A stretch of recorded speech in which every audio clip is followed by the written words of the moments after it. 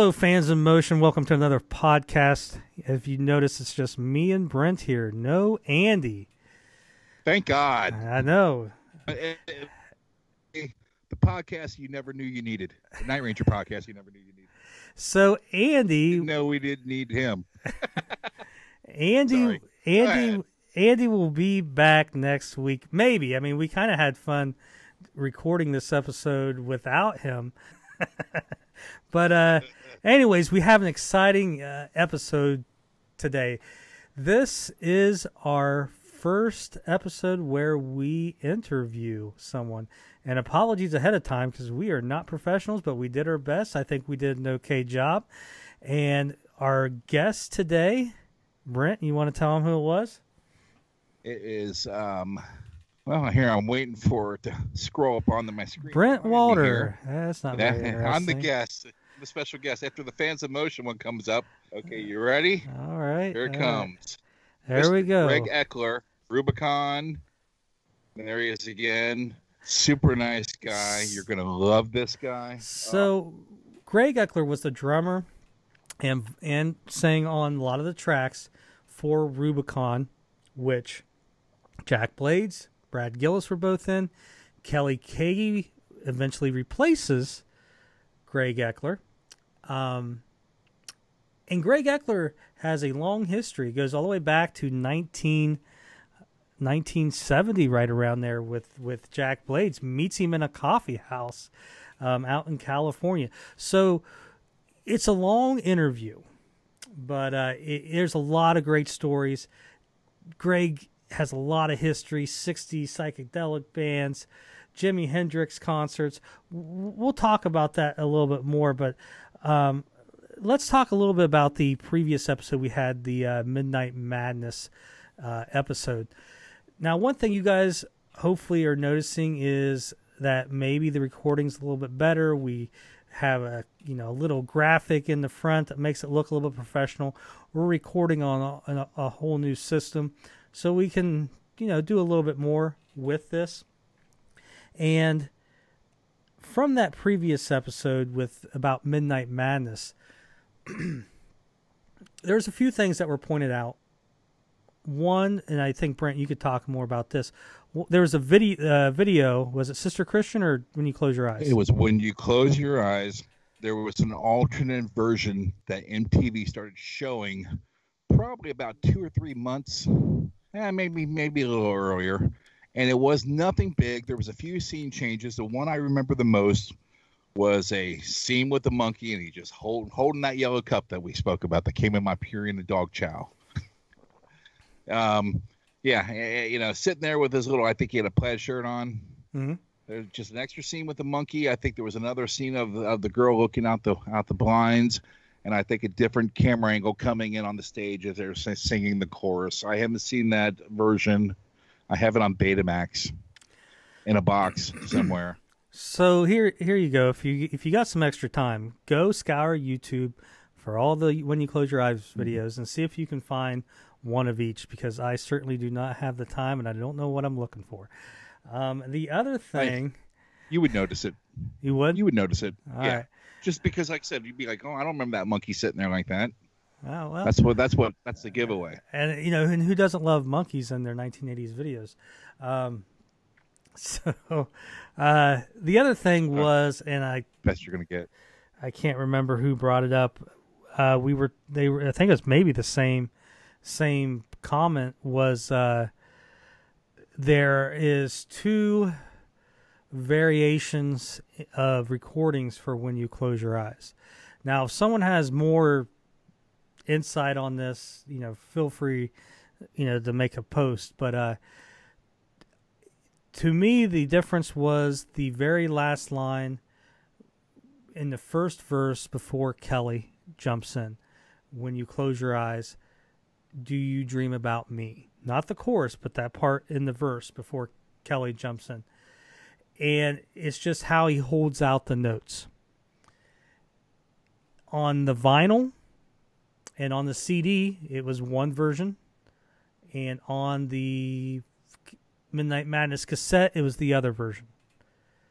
On the greatest hits, they used the cassette version. the different version.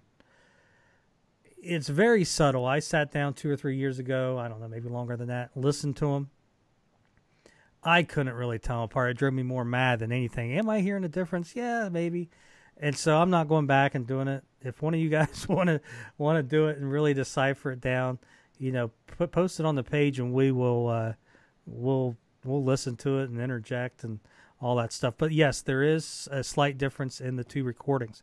So that was really one of the big things from the last episode that we did kind of miss. Is it Todd Yorker, maybe, I think, who's on the page? I'd forgotten all about that video, though. He mentioned that he calls like Rockline, I think, on every time they were on the band or on the show, and he had asked them about the difference in that song, and I guess the band didn't remember, but Jack said he remembered going back in and re-recording something. Maybe that was it, but in my personal opinion, I don't think they would rush someone back to a studio. Number one, it's you got to take time out of a schedule, paying for flights, paying for studio time to re-record a verse that sounds almost identical. So I doubt that they went in and re-recorded that. It's just probably it might have been a different take. Yeah, it could be the same take on everything, and they just mixed it differently, or just inserted that one line. Who knows? I don't know.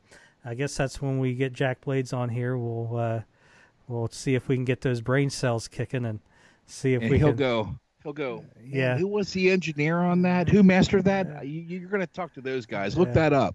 Yeah. So those are some of the things on Midnight Madness I think we kind of glossed over, but people have brought up, we wanted to at least touch on. So what we got next? Night Ranger news. There's nothing going on. By the time you guys hear this, it'll be probably June 25th, so a week from now. The new song and video from Joel Hoekstra and Eric Levy and company will be coming out. So we do have a new song to download or stream. So we do have that at least. But other than that, there's no news on the Gary Moon, Brad Gillis, and nothing on the Night Ranger front. We're going to skip the new stuff just because this interview runs pretty long. Brent, do you got anything from the page we want to look at? Yeah, actually, you brought up Todd Yorker, and coincidentally, I'm bringing up Todd Yorker. Todd Yorker, story of your life. Posted a K-Tel record with Rubicon on it. Rubicon, Kiss. Let me see who else I can make on here. Probably ABBA, the Babies. It's kind of blurry when I'm looking up. Bay City Rollers. Now there's a throwback. Dave Mason. Probably we just disagree. But yeah, it was really cool to see that because I did not know that Rubicon was on that. And then we had another post from a James Gillen. James Gillen posted some trading cards. And here, let me see if I can blow this up. Our good friend Eric posing as Alan Fitzgerald is what it says on the card. So these are definitely probably some kind of bootleg cards. Very cool bootleg cards, but indeed bootleg cards. I mean, they didn't put Hoekstra or Kerry Kelly under Jeff Watson, so which would have been classic. What? Now Eric Levy knows how Tommy Thayer and Eric Singer feel when they get called Ace Frehley and Peter Criss. Yeah. What song is on that K-Tel? Do you remember for Rubicon? I'll tell you in just a second here. Is it I saved the picture, so the Rubicon song. Let me pull it up. I'm going to take care of everything. Gonna take care of everything. Rubicon. Right. Yeah, they're on a another compilation that I know of. It's not. It may be K-Tel. I don't know, but I think it's called Hot Stuff or something like that. I got it. That sounds K-Tel. Yeah. So totally. It's got I think a couple albums, but it's the same track. It's yellow, I think, cover. I'll dig it out for the next episode. But yes, they were on a couple of those. But definitely cool stuff. It had to be featuring Donna Summer, I'm imagining. I don't know. I got all my K-Tel stuff with Kiss and Rubicon and whatever else I collect. They're all in a little separate section. I keep forgetting about them. So I got a few of them. I know there might be a third one with Rubicon. I know I got the blue one and there's a yellow one. But so, Brent, let's talk about Greg Eckler. We're going to talk good about him. He's a good boy, good guy. You know, I had told Josh about a week ago. I said, you know, I only know Greg's history with Rubicon. I didn't know anything else, and with Andy not being here, I thought maybe it was best just to let Josh do the interview. Well, I'm sitting here, and I didn't want the man to stop speaking. I was just loving the stories he was telling, even you know, and that it was so. There'll be a Buffalo Springfield story, and it's so great that what I brought up didn't exist at the time, and you know, I thought that was just great. I was so happy about that. You know, you'll see. But what do you? Yeah, Josh. What did you think? I mean, I know you had to be the same thing I'm feeling. Well, this is the reason why I wanted really to start the Fans in Motion site, was to correlate it with, you know, a podcast like we had talked, but was to get on record these individuals, number one, for their own stories, but with their Night Ranger connections as well. And Greg Eckler, and that's the reason why I asked him first, is he has the longest history with Jack Blades, going back all the way to, you know, the early 70s with Psalm 150. Mm-hmm. So he was the one I, you know, if I had my wish list, he's the one I put on number one. And when I reached out to him, he agreed. And me and him talked briefly before this interview, just, you know, get to know each other a little bit, you know, test the equipment, stuff like that. But most of the stories 90% of this I had never heard. So it was all new to me. Jimi Hendrix, Michael Jordan from the Chicago Bulls, Ricky Nelson, Darrell Mansfield. If you're in the blues, you gotta love Darrell Mansfield. Surf music, John and the Night Riders.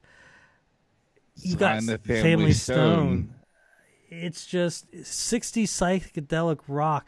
You almost feel like you're there in these garage bands or whatever you want to call them back in the 60s, where, you know, you're sleeping on, you know, band members' couches and stuff. It's just great stories. And we could have talked for another 3 hours. Easy. So many stories, but, you know, we obviously got a little bit of a time constraint.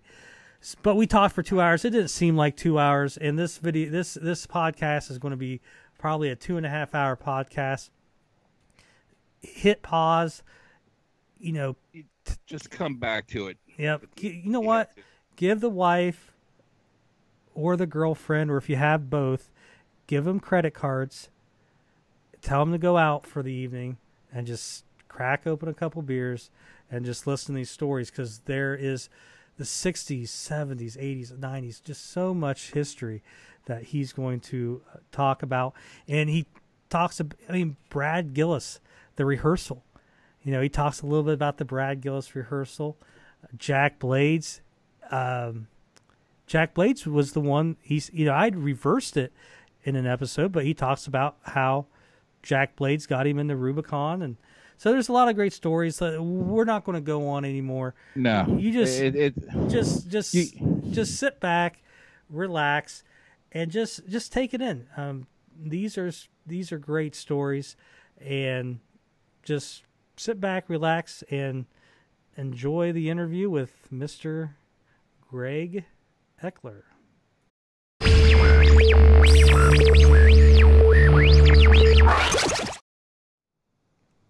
Hey guys, welcome to the we got a great episode for you guys today.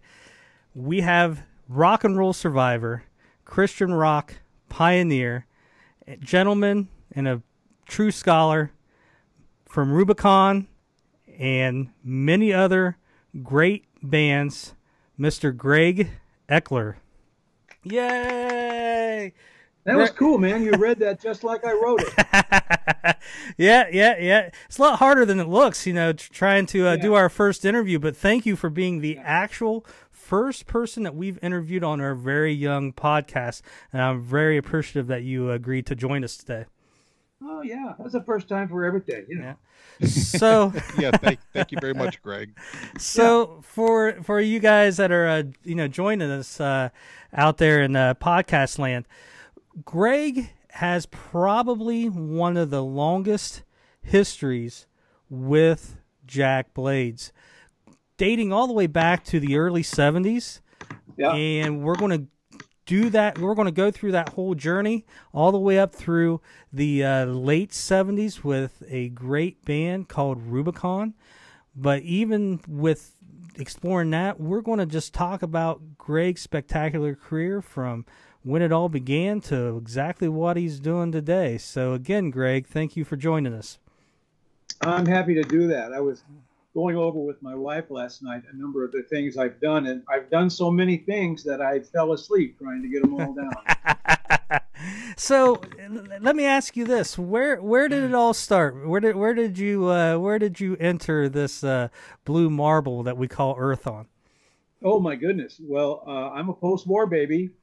I'm a boomer. I was dreamed up on a boat ride home from the South Pacific. And 9 months later to the day, there I was. So, really? Wow. Really? Mm-hmm. Was your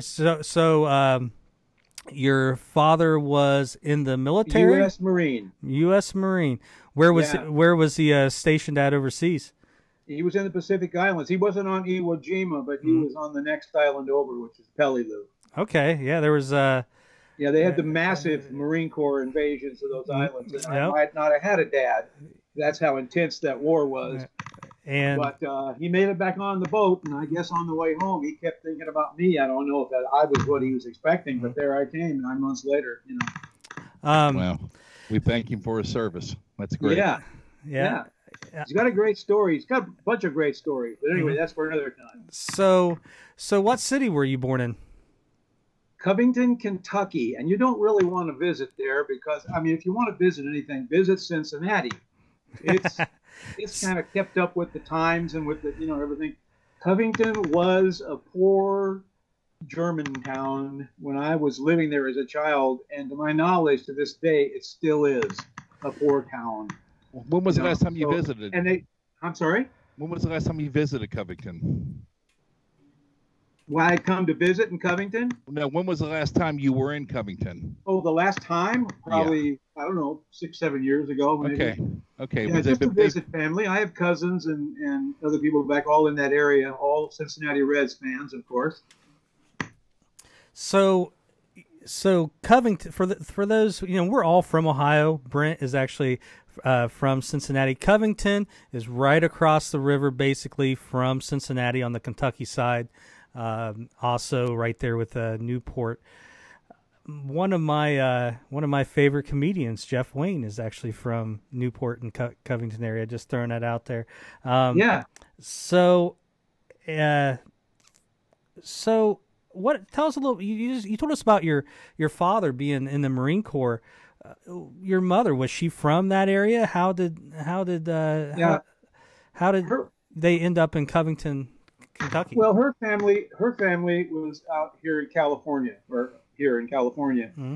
And my dad's family was in Kentucky. They were all living down in the coal mining towns. I don't know. There's a TV show out now called Justified. I don't know if anybody watches. Mm-hmm. It's a little R-rated, but put the kids to bed and watch it or whatever. But that's that very place they're in is where my mom's side of the family all grew up, in them little railroading towns down in the middle of the state. And then my dad grew up in another area in Kentucky, and that was a little town called Ravenna, which is also a railroading town down in there. So it's simple. The point is, it's just simple folk with simple hearts and minds. And my dad told me stories about being a kid growing up and how he would always get all entwined with how the Baptists and the Methodists always fought with each other and couldn't get along. all the typical stories. My grandpa had a candy store, and he was selling candy to kids when they could come in there and get like a bag full of candy for 5 cents. Yeah. It just tells what all it is. It tells about time, the time in our history when things were before the Great Depression, all that kind of stuff. Now, so that, those are kind of the romantic side of things, to look at things, when you think of your family and stuff. Definitely. But then I was born. I kind of ruined everything for them. I came into the world, and it took a left turn on them, and they had to be moms and dads then. So I can relate to that. We would take vacations every year out to California to see my mom's family. So I got acquainted with railroading life real quick because my dad worked for the railroad, and you'd get free passage. So we'd hop on the train and stay in those cars, the Pullman cars and stuff, where you can sleep in your own room and stuff, and go out to the West Coast, visit my grandparents on that side who were devout Christians. And then I'd get my felt board story Bible lesson from my grandmother and all that kind of stuff. Then we'd go to the beach, and I saw the ocean for the first time and went, wow. And then we got in the train and came home, So that was kind of like the lifestyle for the first about 12 years. And then finally we actually ended up moving to California. How old were you when you moved to California? I was I was at the age of 12. Okay. And that's, I was happy. I just finished the 5th grade and was preparing to start into the 6th grade. And the elementary school system in the 1950s, you might as well have been in prison. I mean, it was so intense, and the teachers were so in your face about stuff. And if you even look crooked at them, they take you out in the hallway and make you bend over and hold your ankles and paddle you meet the Board of Education. Were your parents musical? Huh? Were your parents musical? Were they into music, your parents? Oh, man, you look in the dictionary under the word musical, you see a picture of my mom and dad. My dad played the guitar, he sang, his favorite group was the Four Freshmen, the jazz vocalists, I guess you'd say they were the Four Freshmen were like the precursor to the Boys to Men or something like that. I don't know. All right. Reference. But my mom could sing. She recorded a bunch of stuff. Her favorite singer was Nellie Lutcher, who I bet you 5 people that watch this interview won't even will know who she is, maybe, and the other 100 million won't. But she was a torch singer. She used to sing these red hot songs at high tempos and stuff. And my dad wasn't too keen on that stuff, so my mom just started playing the drums. So my dad and my mom could play guitar, play drums, and sing and do the whole thing. And then, like I say, there I was growing up in the middle of it. And so what choice did I have? I knew I wasn't going to become a Rhodes Scholar. I knew I was going to end up playing guitar and drums and bass and singing and getting involved in music.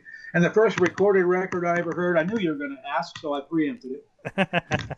It was a song called Big Rock Candy Mountain. I think that might have been an inside song about cocaine, but I didn't know. I was 5, and it was 1951, so that kind of stuff didn't even apply. But I remember listening to Gene Autry and Roy Rogers and all those guys and singing songs and stuff. Mm-hmm. So that's where it all came from. It was all in there. And then after I got moved to the West Coast, I let it out. I started getting involved in bands, and I got my first surf band, when I got out here. And I played Pipeline for like 1,000 times and Wipeout. Yeah. Stuff, but it kept going and growing. That's the point. And I stayed with it all through high school and into college, playing in the concert orchestras and doing this, that, and the other thing. And then finally, when the Beatles hit, that changed the whole world. And I grew all my hair out and dropped out. And, I was just 1 semester shy of getting a college diploma. And they threw it overboard, man, to join a rock and roll band, a long-haired rock and roll band. That kind of sets the tone for this whole thing right there. What year, when you're saying that you were 1 semester or quarter away from graduating, what year would that have been? Well, I graduated high school in '64, went right into San Bernardino Valley College at the fall semester of '65, went all the way through '65 into '66, and then right as the second semester of '66 was supposed to start, I decided I was going to go join a rock and roll band. So I did. During that time period, 64, 65, 66, what are you listening to? What's in your album collection? Oh, gosh. I mean, from the time that the Beatles hit, man, I was changed over. I mean, everything changed over. It was Beatles, Rolling Stones. I used to go dress up like I would go down to the men's shop in San Bernardino and buy these real racy clothes, flowery shirts and the tight pants and the suit coat and everything, because I had real long hair at the time. And when I take my glasses off, I could pass for Brian Jones. So every time the Stones, they came through 3 times, 64, 65, and 66. Every time they came through, there was no such thing as security back in those days. So they just get out of their van and walk in the back door of the old Swing Auditorium, headed for their dressing room. Well, I would just, motor right in there with them, because if anybody said anything, I just looked like one of the entourage, So as I had the long hair and I wasn't wearing glasses and I was dressed up and all the, but you know what put it over? I'll tell you. Beetle boots. Beetle boots. Yeah, Beetle boots, man. One of the big department stores, the only place I knew, man, they had those high-heeled boots that the guys were wearing from Britain in the British invasion thing, And I went down there and got myself a pair, and that cinched it. Well, when I put them boots on with that big green outfit and my long hair and everything, they just ushered me right into the Rolling Stones dressing room. Could have had something like this. Yeah, something like, well, no. That's not a Beetle boot. That's like a weapon. That's a Kiss boot. Yeah. So, what was the first band that you were in that you were actually able to hold up a record and say, "Hey, I'm on this"? Well, I was the Bush. The Bush preceded the Light, and the Bush was 1965 through 1966, and they were huge locally in the Inland Empire, Riverside, San Bernardino, and surrounding areas. They were huge. I mean, they had a following, and they had already done. When I joined the band, then they started doing more of the TV shows, dance shows at the time, and they had a song. The biggest song, well, "Feeling Sad and Lonely" was their kind of like their A tune. But then they had 2 or 3 more releases, which were kind of like just cruisers. But then we got together, myself and another high school buddy of mine that was in the Bush, and Steve Horde, the lead singer, God rest his soul. We got together and we wrote a song called "Who Killed the Ice Cream Man?" And what it was sort of a political jab, because it was like, you got all these people, and who'd want to kill an ice cream man? But yet somebody comes along and kills the ice cream man, and he's the coolest guy on the block, so who'd want to do that? And it was a whole story about that. A silly song. It was meant to be, I think it was back in the time when goofy kind of songs were, I had too much to dream last night, and, all these silly quasi-psychedelic songs were starting to come along. So when we put that one out, it went right to #1 locally. So we were Southern California. It was another big dog special for the band, And then all of a sudden, the bass player, lead guitar player in the band got drafted because Korea was hot at that time. I don't know if anybody was around to remember, but in the mid-'60s, there was a flare-up with North Korea. And our guitar player went over there, and he hadn't been over there 3 or 4 weeks until somebody threw a hand grenade over the fence, and it went off in his tent and blew half of his hand up. Couldn't play guitar anymore. So we had to replace him. Once we replaced him, it was a dud. The magic was broken. It was gone. The band went downhill. And I went on to my next project, which was The Light, which was the picture I sent you, me and Bobby Angler, Pete Sampson, and Steve Horde is there, and Joe Casadas.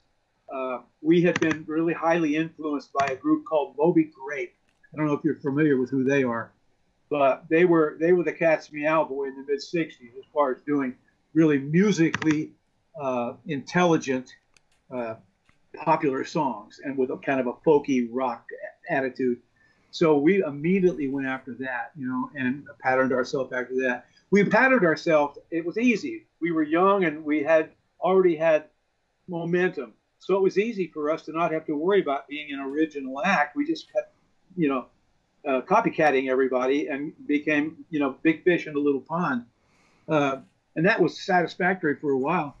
But then finally we decided we need to write something with some real personal integrity. And it turns out Pete Sampson was a superior writer, and he wrote what ended up being The Light's biggest contribution, which is a ballad called Music Box.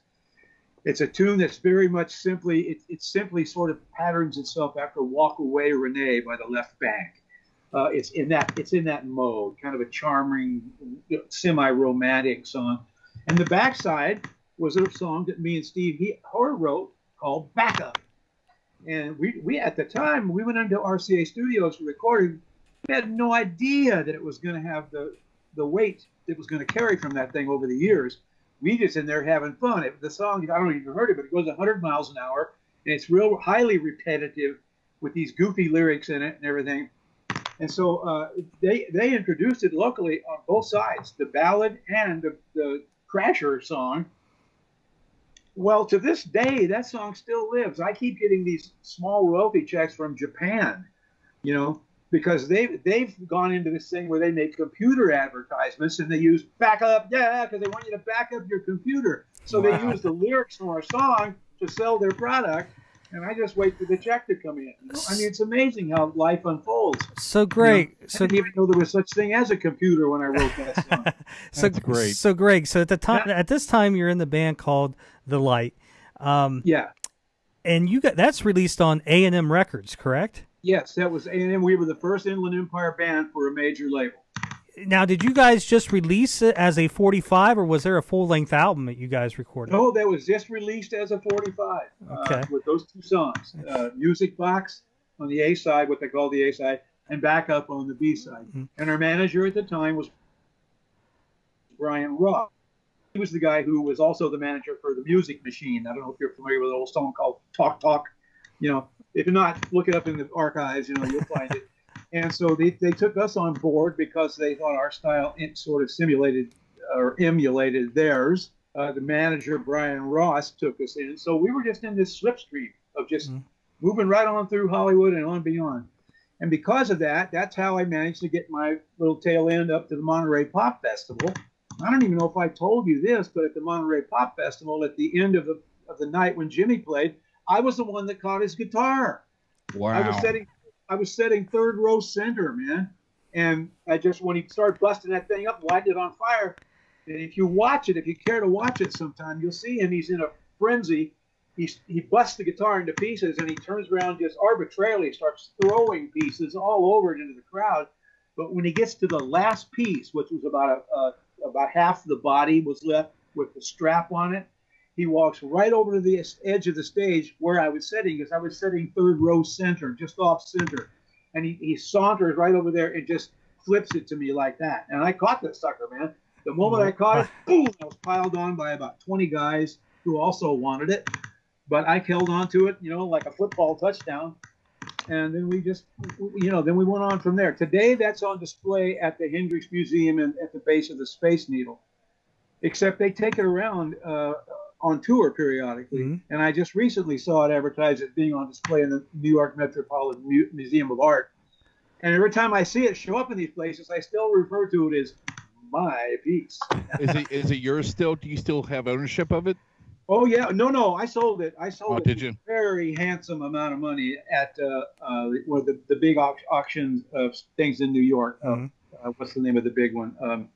Sotheby's. Oh yeah, Sotheby's in New York. I sold it for a good figure.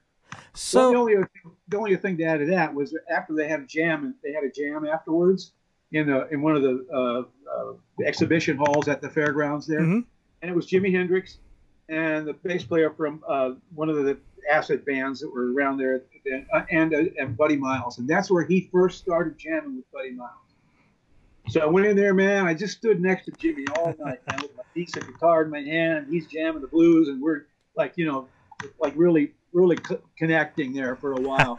And Buddy was always my favorite drummer because he just sat it in the pocket and locked it, and that's the end of the story. And I loved that. And then about 4 o'clock in the morning, Mickey Dolenz, the Monkees were big then. Mickey Dolenz came in, and he had a big armload of oranges, and he's passing out oranges to everybody. And I went, cool, I could use an orange. So he throws me an orange. I start peeling it while the music's playing. Next thing I know, it's daylight. The place is empty. I'm smashed into a corner, passed out. I don't even know what happened, but I had that piece of Hendrix thing folded in my arms like this. Nobody got it. And then I found my buddies who were roaming around the grounds, and we went home. And that's that tune. I was definitely born the wrong decade. That is. Yeah. I just know that if I ever come across Mickey Dolenz and he offers me an orange, I'm just going to be like Nancy Reagan and say no. Yeah. Say no. So was bands like the Light? Now that was a secular band. Yeah, the Light was secular. Yeah. So you have this big, hit with Backup, with Music Box. Where does that momentum carry on with the Light, or how does that end? What's the next step in the Light?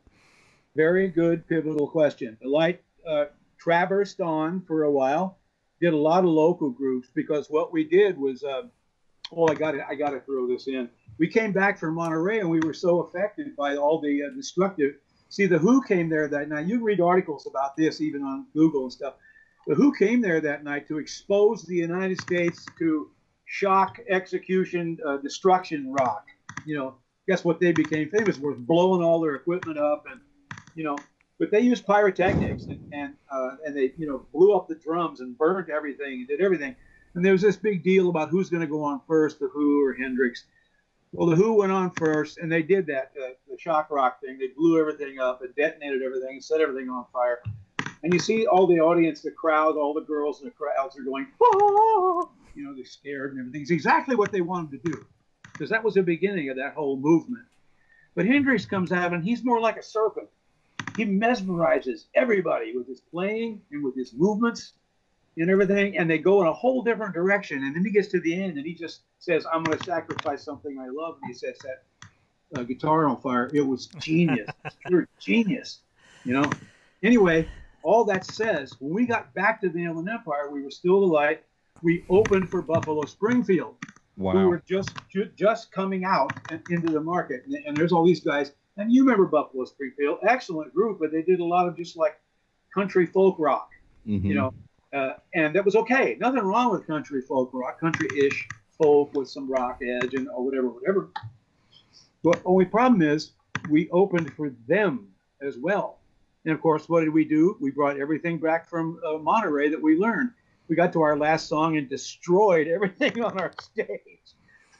Pushed the amps over, bashed the guitars. I threw my drums in 20 different directions into the crowd, and people were so shocked because they'd never been exposed to that before. That was just coming out of the Monterey Fairgrounds. Then Buffalo Springfield goes on, and their stage presence bordered on loitering, and they do their thing, but it's all good songs. No offense for them. They did great songs. My goodness, Stephen Stills and what's his face.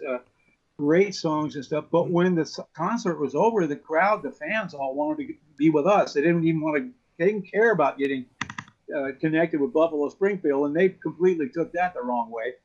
But we were able to kiss and make up with those guys some years later, after all of that. But you're asking about the connection between the rock band stuff and then how did the Light? So you have this momentum with those two songs. Is that the only release that the Light had? It was the only A&M record release. We recorded a bunch of tunes, which here's a good guy to get a hold of sometimes if you ever want more information. Mike Stax, Stax, and he has a magazine out of San Diego called Ugly Things. And you can connect with him and ask him about information on the Bush, the Light, anything that I'm telling you about, and any other band all during that era.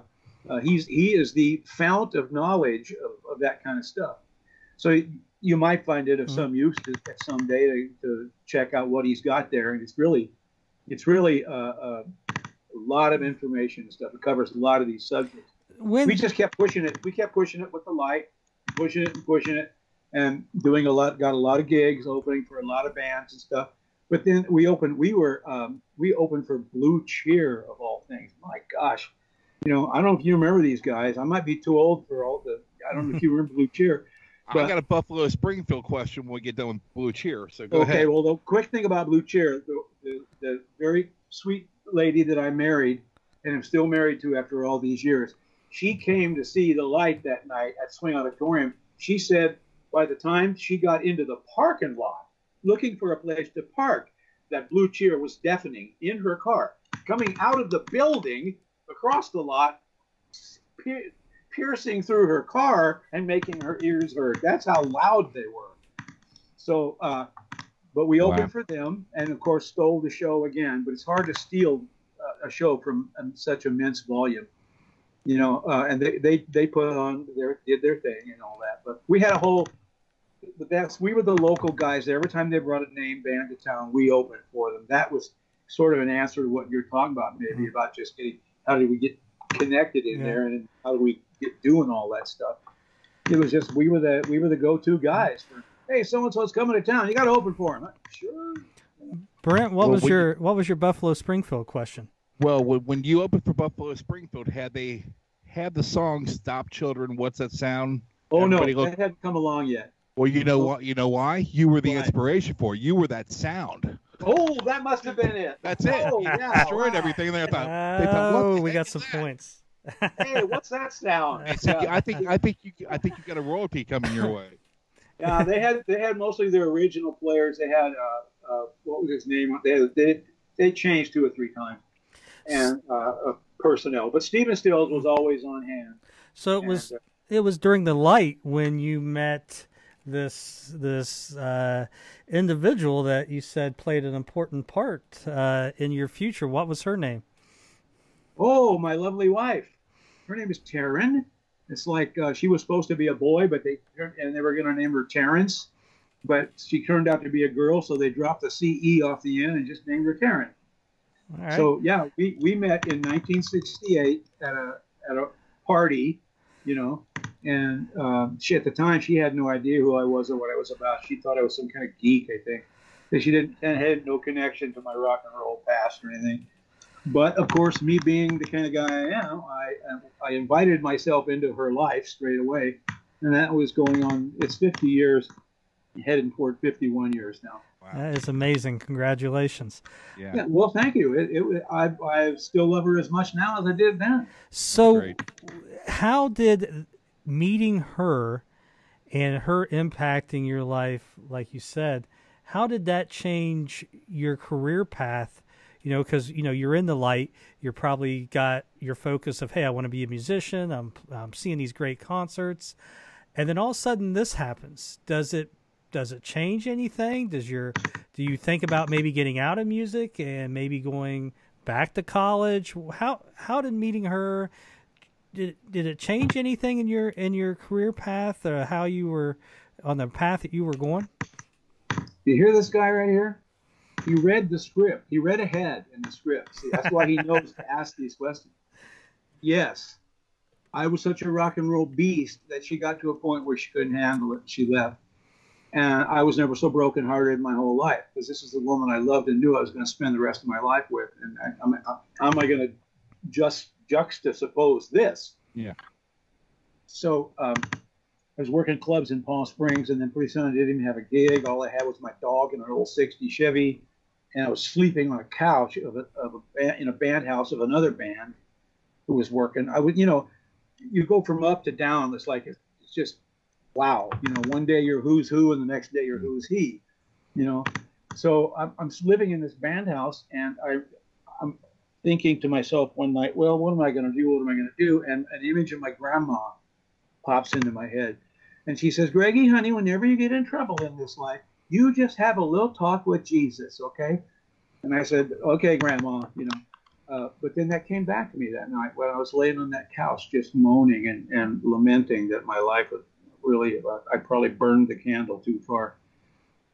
So I said to myself, okay, I am going to go out and I'm going to talk to Jesus, all right. I'm going to tell him what for. You know, that was the attitude I was. So I took my dog and we went walking way out in the desert on this night all by myself. I was just heartsick. And I got to the place where I stopped to let the dog do his duty. And I looked up in the night sky and I said, God, if you're real, give me a sign. And the minute, very split second, the word sign started to emanate from my mouth. This gorgeous, low-flying shooting star shot all the way across the night sky. You know, and of course, what do you say when something like that happens? The timing was incredible. So I just said, I looked up in the night sky and I said, wow, what a coincidence. You know, I left it at that. Went back to the house and lamented a whole bunch more. But then one night, a week or so later, I went out and, you know how it is, you know where our tendencies are. I'm going to try that again. I want to see what happens this time. So I go out in the desert and I look up in the night sky, and beautiful night. Gosh, the desert back in the 1960s was just gorgeous. No air pollution, no nothing. Gorgeous. And I looked up in the night sky and I said, God! And I froze. I just froze. And I started crying like a little boy. I just started crying like a 10-year-old who just got his best toy taken away from him. Crying, boo-hooing, bawling, crying. And so I decided, well, I don't know, I'm going to have to accept these changes in life. Turned around, make a long story even more tedious. I went back to the house and I went over. The band that I was staying with, they were off doing their gig, but I was by myself. Went over to the TV, popped it on. I knew there was supposed to be a football game or something. I was trying to find a diversion for myself. Feeling kind of forlorn. This honest truth is I live and breathe. I sat down on the couch, and the minute I sat down, the screen comes in, and it's Billy Graham. And he's doing a stadium thing somewhere back east. I don't know where he was, but he was in one of those big stadium presentations. And the moment the picture came in, he began to speak. And he said, now, I know there are those of you tonight out there watching television who have been seeking God for a sign. And I just sat there and went, oh, come on, this is too much. Come on. And then he proceeded to say, after a moment of silence, he said, the only sign you will ever need in this life is the sign of the cross and Jesus Christ hanging on that cross for you. And once again, man, I just went to pieces. I went, is this real? Am I really experiencing all this, calling to God? And he actually responded, or am I just out of my mind, or what? Went through that whole thing, but pretty soon I went to talk to my grandma, and she said, no, honey, remember what I told you? Remember what I told you a time back? If you ever have a problem, you go talk to God, and you watch what happens. And so I did, and it did, and we did, and about 6 months later, we were married, and it was a beautiful marriage. Wow. And I've got all the pictures to this day. Her and I are standing there at the altar, and up behind us is this big, famous painting of Jesus where he's standing at the door and knocks. I don't know if you've ever seen that. Yep, I know what you're talking about. It's a big wooden door, and he's standing at the door and knocks. Well, when the photographer took the picture of Taryn and I standing, face to face like this, that big picture was looming behind us. So when the picture proof came back and we could see the picture, what it looked like was my lovely wife and me with Jesus knocking on the side of my head, So I took that as a very special occasion to say, yes, Lord. I think you get through life a lot better than when pressure's on. You just say, yes, Lord, and things work out easy. So then there was that. That would be 1970, correct then? 1970. We married March 17th, 1971, and I've been together ever since. So now, celebrate our 50th in June of this next coming year. So you're a young man. You've just gotten married. Yeah. You've changed the path of your life. Now, what lies ahead of you musically? What avenue? 150. Psalm 150. So we found this little church that I got married in. Just a little country church. I mean, Chuck Girard wrote that song, "Little Country Church on the Edge of Town," years ago. And my goodness, this must have been the prototype. It's a little country church on the edge of town in Palm Springs. And so we started going there, and we went there for 2-3 years, whatever. And it was marvelous. I mean, we really enjoyed it. Just got really totally into it. But one day the pastor says, we got a band that was working clubs here a while back, and they're all really credible musicians. Let's have a hand for them. Come on up and do a few songs, guys. So what we did is we just got up in our style, in our way that we do the music. We did, just that old time religion and just typical old gospel songs, but we bumped the funk in it, played R&B versions and stuff. And the people just loved it because they could praise the Lord, but they could, rock out a little bit. Yeah, a little bit. And it was all purely innocent. There wasn't nothing below the belt. It was all the right stuff. And so that's how that actually fomented, or that's how that actually started. So was playing in church like that. about what year did Psalm 150 really become something that, it's not something we're just doing on the side, it's something we're going to do serious? When we played our first coffee house in Palm Springs, and it was the curator's name was Justin Time, of course, and there was an old elder there. His name was Harold Smith, and he was Brother Harold Smith, and it was just called Christian Coffee Shop, and they were bringing these little singers from the churches in to sing, Nearer My God to Thee and stuff. So we went in there, and we just did we just started bumping it, singing shuffles and doing all this stuff and singing, but glory, glory, hallelujah, all these things, and people just said they loved it because they could clap their hands and they could feel like they were rejoicing and all kinds of stuff. Wasn't long after that, we were invited to play at Calvary Chapel in Costa Mesa when Chuck Smith was still in the small place, the place that later became the bookstore. Mm-hmm. We're in there. He brings us in there. He says, we have a brand new band. We found them out in Palm Springs, and they're going to come and play some songs for you. They're going to play for about 30 minutes. That's what Chuck said. So we come out there, and our first song, we did a Christian rendition of a Redbone tune called Will You Be Counted When the Roll Call Comes. I don't know if you're into Redbone or not, but they were one of the funkiest, all Native Americans. Yeah.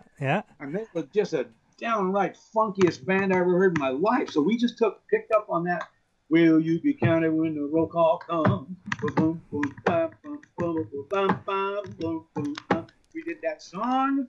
And after we were done, Chuck walks right back out to the platform and says, thank you very much, Psalm 150. They whisked us off the stage, took us in the back room where the guy that was so controversial for all the years, what's his name? I can't remember his name right now. But he took us in the back room and he lectured us on how evil we were for playing anything that had to do with the gospel with a rhythm. You're not supposed to use rhythm. Don't play those rhythms. So, Greg, let me ask you this. So, I'm not the most religious person, but growing up, I had some of my best friends, and I'm still in contact with them today, were Christians, listened to Christian music, and even in the early 90s to the mid 90s, when I was really hanging out with them, they were into like heavy metal Christian music, or just Christian rock. And even in the 90s, even though it was mainly accepted, there were still people in their church community that did not approve of this Christian rock, Christian heavy metal. So even in the 90s, there was still a stigma. Yeah. So what you're saying is, is even in the early 70s, there was a good population of the church community that did not like what you guys were doing. Yeah, see, it was ethnic. I mean, you could go to the African American church and they could rock out all afternoon with a shuffle, and sing all these great songs, and just things that just, whoa, man, they be praising the Lord, and because it's inside their cultural scope to do that, it's perfectly acceptable. But when four little white boys go out, do the same song and put a groove on it, it's like, ooh, ooh, And the same thing in the 90s. It's just what it suggests is something other than what they believe to be spiritual. Mm-hmm. And some kid in a meeting I was at one time asked me, he said, hey, Greg, what's the music in heaven going to sound like? How will we know? Because everybody has so many different tastes. How's it going to be heavenly to somebody, but it's going to be like hell to somebody else? How's that going to all work out? And one of the kids raised his hand and said, headphones. You're going to hear what you think you want to hear. Anyway. So at this time, you got Psalm 150. Yeah. And this is right on the eve of meeting up with Jack Blades. Yep. So here, and I'll put a picture up on the podcast, but here is the album. What year? Yeah. What year? This was released in 1974. Yeah. Right. It was finished and produced in late 73, and it came out by 74. So tell us a little bit, Greg. Do you remember the first time you met Jack Blades? Yeah, I do. Yeah, he was hanging out. One of my best friends. That's another whole story for another time. Jody Reynolds, who did the old '50s song "Endless Sleep." They call him the the king of teardrop rock. Because as soon as he came out with his song called Endless Sleep, then it was My Baby Died in a car crash at the raceway, and Tell Laura I Love Her, and all these lament songs. They called Jody, ended up referring to him as the king of teardrop rock. Jody had a music store, and guys were always dropping into the music store. Even Elvis would visit there, man, you know, just to go in and buy the latest brand new Gibson guitar for whatever reason.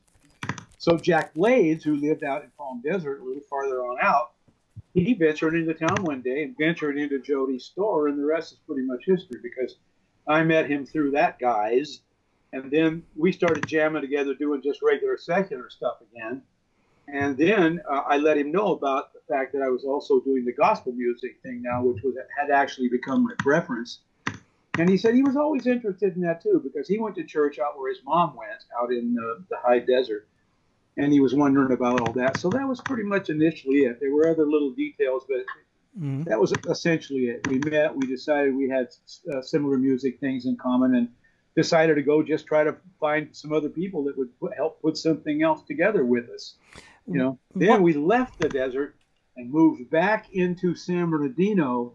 And when we did, we picked up the rest of the guys, James Felix, who, you know, went on, had to play with Andre Crouch, and all these different guys. We even got the trumpet player and a sax player in there. And I still am in touch with those guys to this day. So that was the beginning of the fusion. And James Felix was the bass player, but James taught Jack a whole bunch on the bass. I mean, just tons and tons on the bass. I assume that Jack would give credit to James Felix as a what do you call it? A mentor. Somebody who just helped him along to learn this stuff. And so that was that. And then we went ahead with Psalm 150 and started doing gigs. We go to the Marine Corps bases, and we go to where they had back then they were bringing in all the Vietnamese refugees. We would go to the Vietnamese refugee camps and play gospel songs and do all that kind of work. So and then we moved and took up residence in a what do you call it? Communal house, and that's where everybody got close. And of course, Jack was there with us, and so that was during that whole time. 73, 74, 75, and by the end of 75, 76, Jack went off again and moved to San Francisco because he was in pursuit of some things up there. So this Psalm 150 album, and I'll post pictures of this, on top of the podcast here. But so it's some of these songs. I mean, even some of it reminds me of Rubicon. It's there's hints. There's well, you wrote some of the songs in Rubicon, and you wrote a lot of these songs on there. So I mean, that would make the connection. But a song I liked on here was I'm not sure of the title. God Be Magnified? Oh yeah, God Be Magnified. That was I thought that was a pretty cool song. 10,000 times 10,000 angels fill the air. Yeah. It's on the lyric sheet right here. So you have James Felix playing bass, but you also have, in the credits you have additional musicians as Jack Blades. How much did Jack actually play on this album? Do you know? I have to be honest and say I don't know if he played any on the album, because he had just come into the band, and James was teaching him. Jack was a straight ahead 4-beat rock bass player. Dun dun dun dun dun dun dun dun dun dun dun. With all respect to Jack, he was at a very early stage in it. But James is the one that began him to show how to bump the funk and do some of these other things, that made the arrangements really move. The impressions that Jack got were basically directly from James Felix. James, I think, played the bass in, if not all of the tracks on there, at least almost everyone. Jack may have played on one, and that's where I'm a little hazy. I don't know. It would say on the credits, usually we accredited everybody who did everything. Yeah, it just says in the credits additional musicians, and it just says Jack. Well, it just says Jack Blades bass. Now, Jack. Yeah, he probably played on some track, and I'm not familiar. Well, there's a song called "Live in Me," which is track number 2 that Jack Blades wrote on that album. Okay, good. So he does have a songwriting credit on there. I don't know if he played on that. That was just a question I have. So this album, he's got a writing. He's got a writers on that. Yeah. So on, and I'll post a picture up and I'll send it to you as well, Greg. Yeah, it's track 2. The song is "Live in Me," and it's just I remember that one. It's just a solo writing credit. Another song for Jack Blades. Oh, that's great. That's great. I had totally forgot about that. Yeah, good. Yep. So another song I liked on there was "Your Life Is at Hand," written by Charles Williams. But that was another one that stuck out. Like I said, I threw it on a couple days ago just to reacquaint myself with it. But he was a friend of ours that lived down the street, and we asked him if he wanted to record that song because we liked it. So yeah, it's definitely. He did, and we did. Yeah, definitely a good song. So this album comes out in 1974, and it was nominated for a Grammy. Yeah. All right. Yeah, it's best soul gospel. But James Cleveland beat everybody back in those years. Didn't matter how you approached it or how good you were or whatever. The winner in soul gospel was always James Cleveland. But we got nominated that year. So you have Psalm 150. Jack's with you guys for a couple years, and he decides you remember him telling you, coming to you and saying he's leaving the band. How did your guys' path separate from Psalm 150? Well, I can't quite remember for sure. I know there's a whole series of We Take the Family, we call them, and we would go out to the front yard and 60 people in the photo and stuff. And Jack and his girlfriend at the time, Anita, they were always right down there in the front row in the pictures, and they were participating. There's lots of pictures of Jack playing, and when we go out to the Vietnamese refugee camp, and Jack was in the band then, so he did a lot of that playing. We talked about the Bible a lot. I remember praying with him a number of times. I ultimately don't know where the man's heart is nowadays, if he just took that as some kind of window in his life and then closed the window behind him, or that's not for me to say. Or if he still has a deep-seated faith in his heart, no matter what he's doing on the surface, Mm-hmm.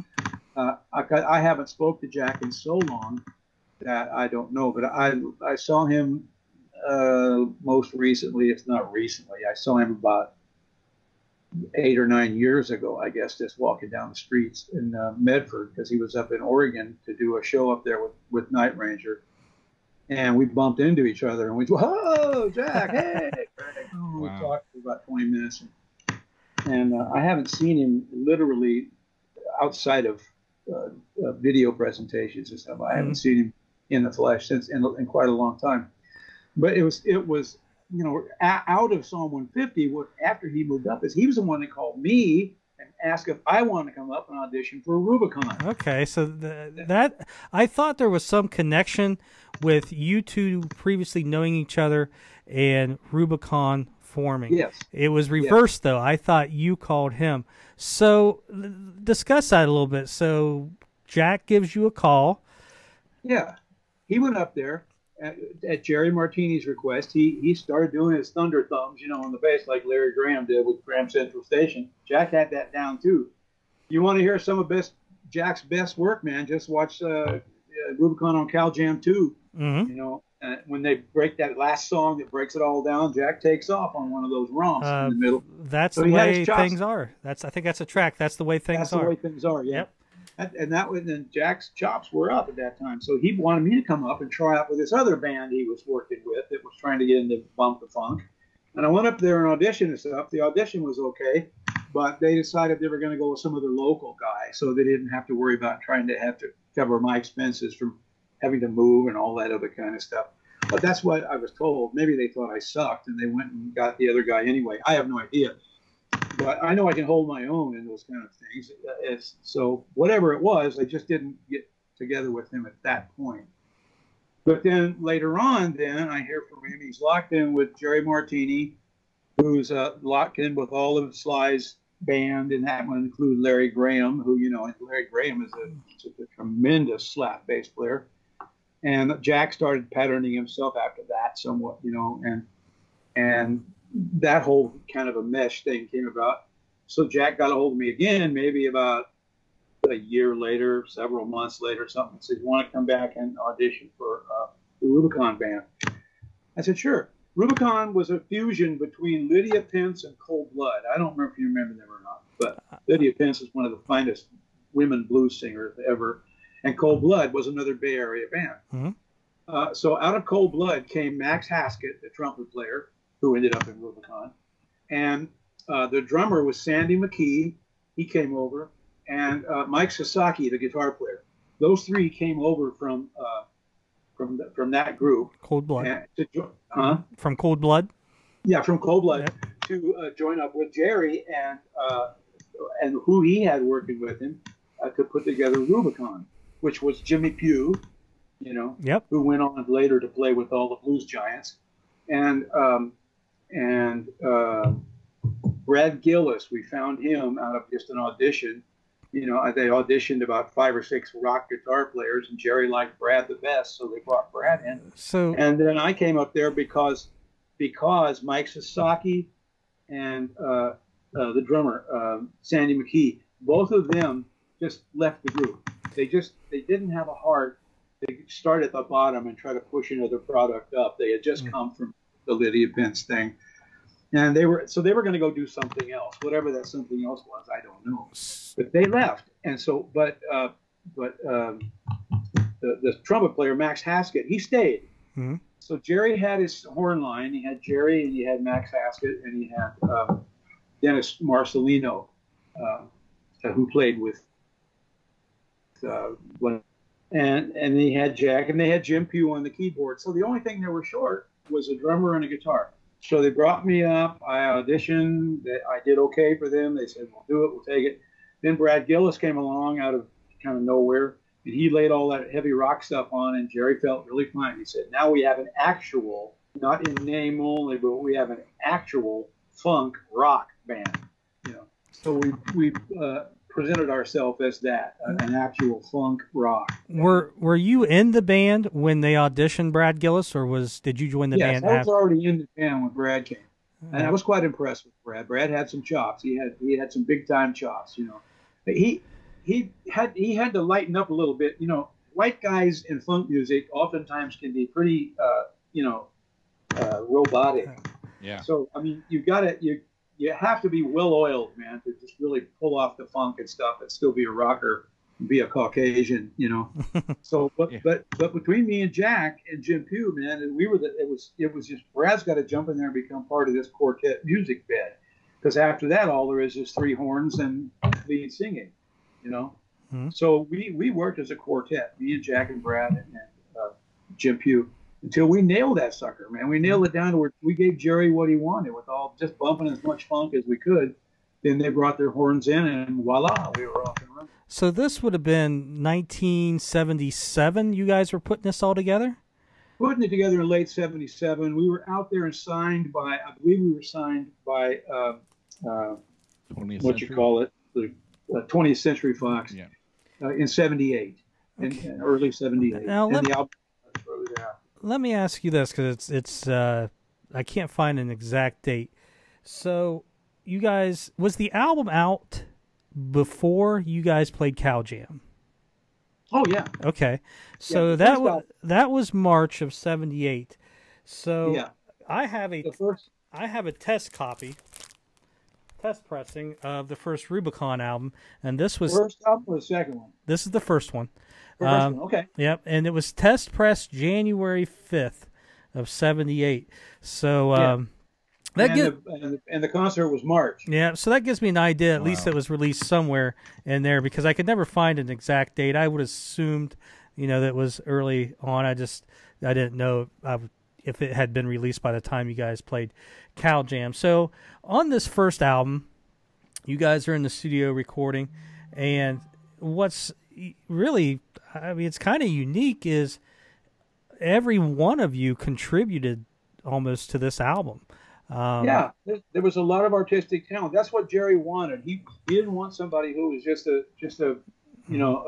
player. a chess piece. Yeah. He wanted somebody to come in there and really input the band and get in the groove with everybody else too, not just come in and say, "Here's my style, like it or split." We didn't have the option of that. Jerry was the leader. Yeah. So we all figured out we had to integrate ourselves into whatever it is he really wanted, which was, in truth, a funk rock band. And for those that don't know, Jerry Martini was a horn player in Sly and the Family Stone. Yes, he was. And boy, are there some stories there. So, and I tell you a real innocent one.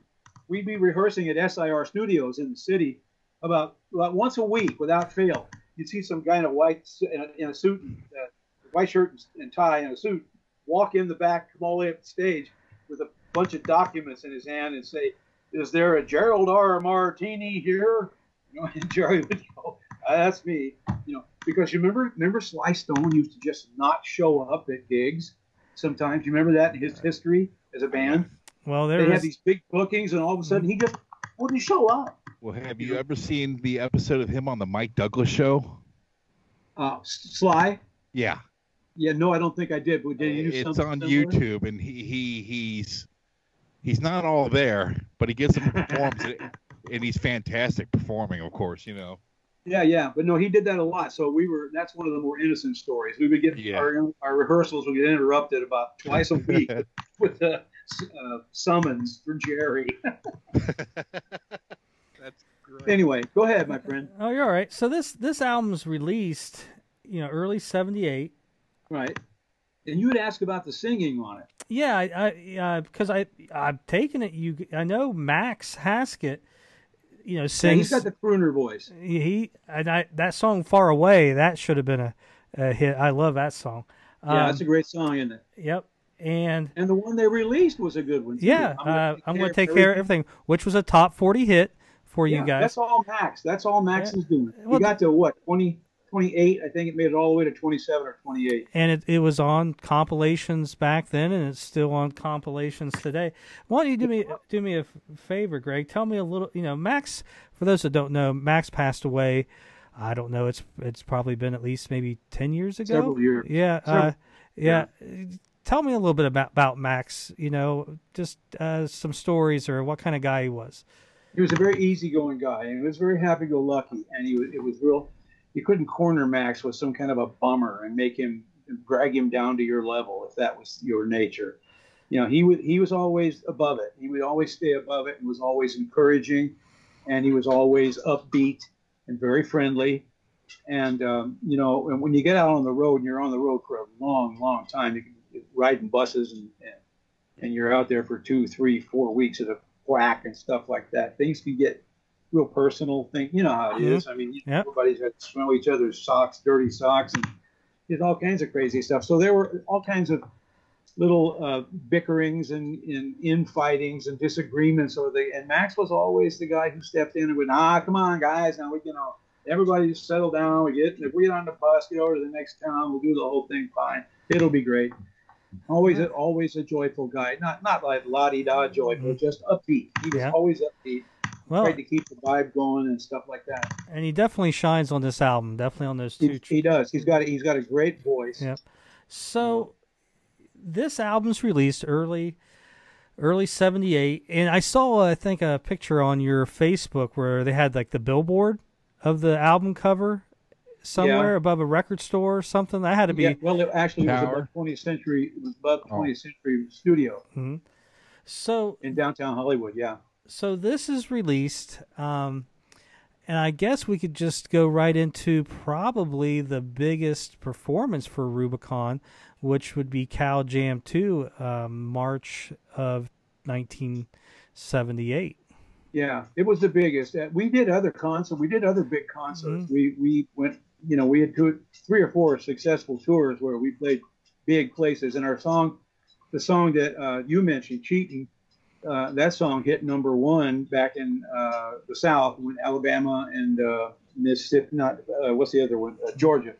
And that stations back in there picked that one up, and that made it all the way to #1. But it wasn't intended to be that way. Mm-hmm. But that was a song that you wrote and sang. Yeah. And so you asked me about that. Also, I wrote the little folk songs on the back end of it.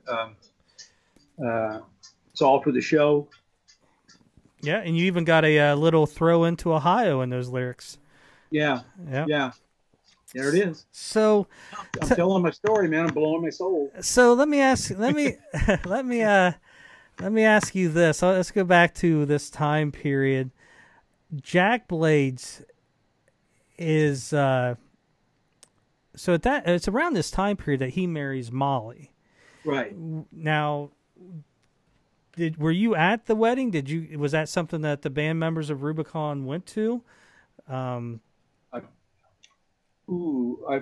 you threw me a curve on that one. Now I remember I went to, I think when Max remarried, I think that was the wedding I was at. I think I stand corrected here, but I think Jack got married to Molly when we were not there yet. Okay. Because he'd already had residence in Mill Valley and everything, and they invited us to their house once we got up there. All right. To have a place to branch out to go look for someplace to live. So I just roughly recollecting, I don't think we were there when he was down in Psalm 150 in Southern California. He had a whole different girlfriend, But that's sort of the way life happens, So Cal Jam 2, it's definitely one of those legendary festival concerts. It's March 18th, 1978, Ontario, California. There's bands like Aerosmith, Foreigner, Heart, Dave Mason, Ted Nugent, Santana, a guy that I like, a lot of people don't remember, Bob Welch.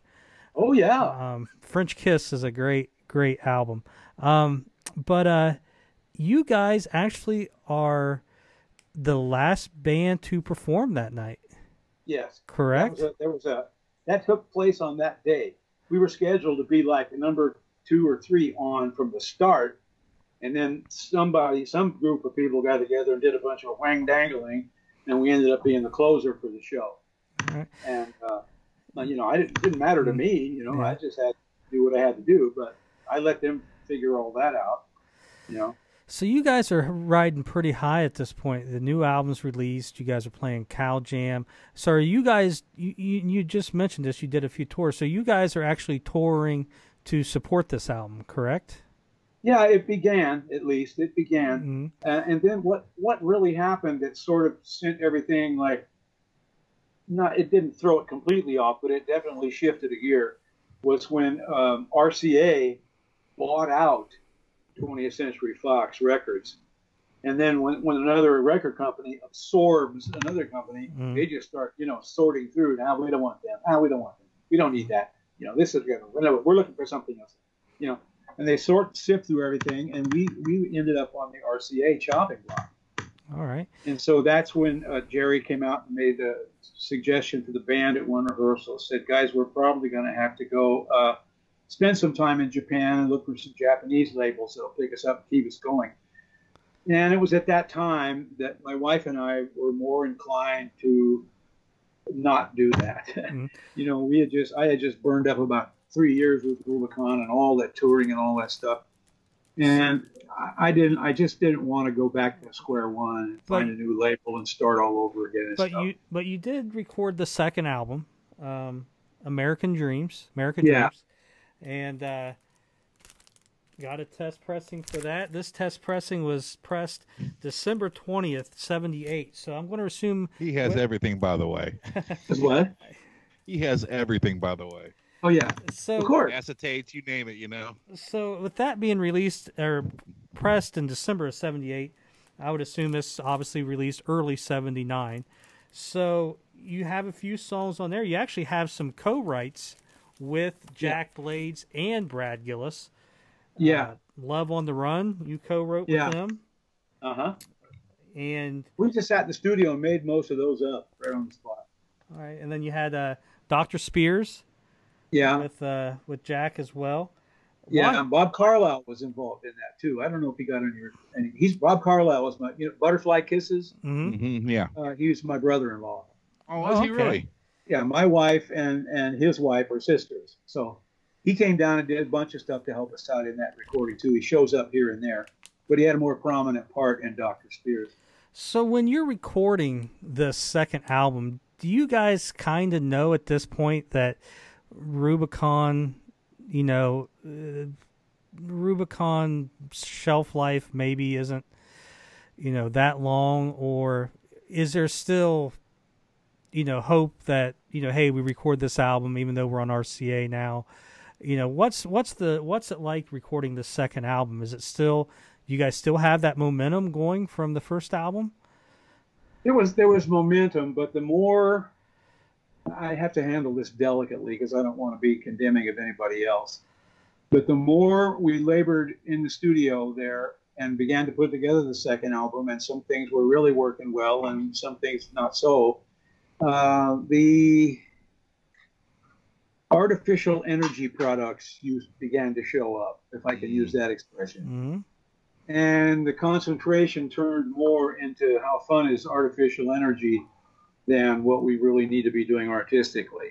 So there was a little compromising in those areas, which kind of drug things out a little bit, no pun intended. Mm-hmm. Yeah. But and I don't point a finger at anybody at all. It's just happened to be that way. Well, it was the 70s too. It's definitely a different time period. It's the 70s. It's almost probably at that time was more just accepted. It was something that But I got an education working with Richard Podler, though. Man, the guy was a great engineer. Mm-hmm. He was kind of like, whoa, kind of a fidgety little guy, mm-hmm. but he was cool. You have to remember that was all wasn't digital. Nothing was digital, man. They had the big 2-inch reels and the whole thing. All the splicing the tape. Yeah, it looked like Dr. Frankenstein's lab, man. So on this album, in the credits, you guys think an individual named Pat Glasser. Does that name ring a bell to you? Yeah, he was the head of what do you call it? A&R. He was the A&R guy, artist and repertoire guy from 20th Century Fox. Okay. He was the guy who was the guy who'd come over and make sure everything was okay and keep encouraging us and whatever an A&R guy does. So he was in there, and then of course him and Jack doubled back together when the Night Ranger thing started. Yeah, that's why I was bringing that up, just because I saw. So they struck up kind of a bond on their own there, because Jack was looking after his. What was their first? Was it "Don't Tell Me You Love Me"? Was that? Yeah, their first? that was off their first album, Dawn Patrol, in 1982. Yeah, so and Glasser was involved in that. So while you guys are, you at this point, 1979, you've worked with Brad for 2 or 3 years. You've worked with Jack on and off for probably 8 years, somewhere in there. Did you notice anything about them? Like, wow, these guys really have, the chops. What stuck out with those two, or was there anything, or was it just at the time they're just another musician that I'm playing with? Oh no, they were. I mean, when I watched the replays of the Cal Jam 2 with the band doing its thing, and I see tons of talent in Jack Blades. I mean, that was just back when he was just being a Larry Graham kind of bass player. But he was very talented. He was a songwriter and a singer, although he didn't have a top 10 voice necessarily. He could sing well, and right down the list. Everybody is multi-talented, mm-hmm. and I don't know when they started. Go ahead. No, so you guys record this America Dreams album, and that's when Jerry said something about going to Japan. So you eventually end up leaving Rubicon before Rubicon actually disbands. So how did that go about? Well, it went about that I just left. No, I sat down with Jerry. I talked with Jerry about it, and I even talked with Jack Blades about it. And we tried to come up with some thoughts because, see, what had happened was once we got on the tour circuit, and I'm sure this has happened with a lot of bands, back in late 77, or once the touring thing really started, we went the whole year of 1978 doing that, and the better part of 1977. Once you're on the tour circuit, it doesn't matter where you live. You know, you live anywhere you want as long as you make the rehearsals at Studio Instrument Rentals, wherever it's going to be, LA, San Francisco, wherever. You make the rehearsals, and then you catch the flight to get to the next gig, you know, that kind of thing. Yes, you're spreading out with what you're, you know, I mean, I lived in band houses for so many years, it was sickening, you know. I mean, you can only eat so much fried peanut butter and cornflakes, you know, when there's nothing else in the cabinets and stuff. You know, sleeping on the floor and all that kind of thing, and say, we're gonna make it no matter what, you know. I was all done with that. Now, at this time, did you and your wife have children? No. Well, no, we didn't. Okay. No, we didn't have kids. We adopted a kid some years after this. Okay. Now we have a son and two. Actually, I have two sons and a Swedish daughter. All right. But they've just been grafted in as family. And so I have a dozen grandkids now, and so I'm grandpa. Wow. Yeah. But anyway, so that was it at the time. And Terry and I had already moved back to Southern California when Jerry made the announcement, we're going to have to go to Japan and look for a new label and stuff. So we got to rehearse more and more. And that's when I just told Jerry, I said, well, Jerry, you know, I think I'm here and you're there, and everything's kind of gone adrift to whatever extent it has. No bad feelings, no harm, no foul. It's just, I'm going to just stay here in Southern California, and you do well to find a good drummer. Which, after all was said and done, they did, because the kid that ended up drumming for Jack with his little thing there wrote that song, the one main song. Because they replaced you with Kelly Kagi. I don't know if it was direct. I think it was another guy, or possibly two, that filled in for a while. I'm not positive about that, but I think there was a couple of guys that filled in for a while, and then Kelly came along. The only photos I've ever seen, 95% of them you're obviously in. There's only a few others with a different drummer, and both of them is just Kelly Kagi. So I don't know if there was. Well, that would make sense. The only other lineup change that I know of is Dennis. I think ended up leaving, and they replaced him with. He ended up being a horn player for Huey Lewis and the News, Jimmy. I saw that guy. That guy had written a thing about his experience in Rubicon, and I didn't know anything about it. So I said, "Was this guy in Rubicon?" And somebody set me straight on. He replaced Dennis. So. Yeah, so he was in the lineup with Kelly Kagi. The photo that I'm talking about, and this is all I know, is just it's Kelly Kagi, and I think his name is Jimmy Kalla. You ended up being in Huey Lewis and the News. So you move on from Rubicon. Where let me ask you this. So you had found your faith, you were in Psalm 150. Being in Rubicon and talking about the other things out there that kind of come with temptations, fame and fortune and all that. Yeah. Did you get, at any point in your career, did you ever fall into that trap again after, Oh yeah. Yeah, I stumbled and fell. After I left Rubicon, I went right with Rick Nelson and the Stone Canyon Band. And no, I wasn't in the plane crash, because nobody lived through that crash. They always ask me that. Yeah. Were you on the plane? Of course not. That was no. But I went right with the Stone Canyon Band, and those guys were party beasts. And Rick was a nice guy. Rick was a great guy. He was really down to earth, and he wasn't the druggie like they tried to make him out to be. And but it was a fun band, but everybody just kept their nose packed, for the majority of it.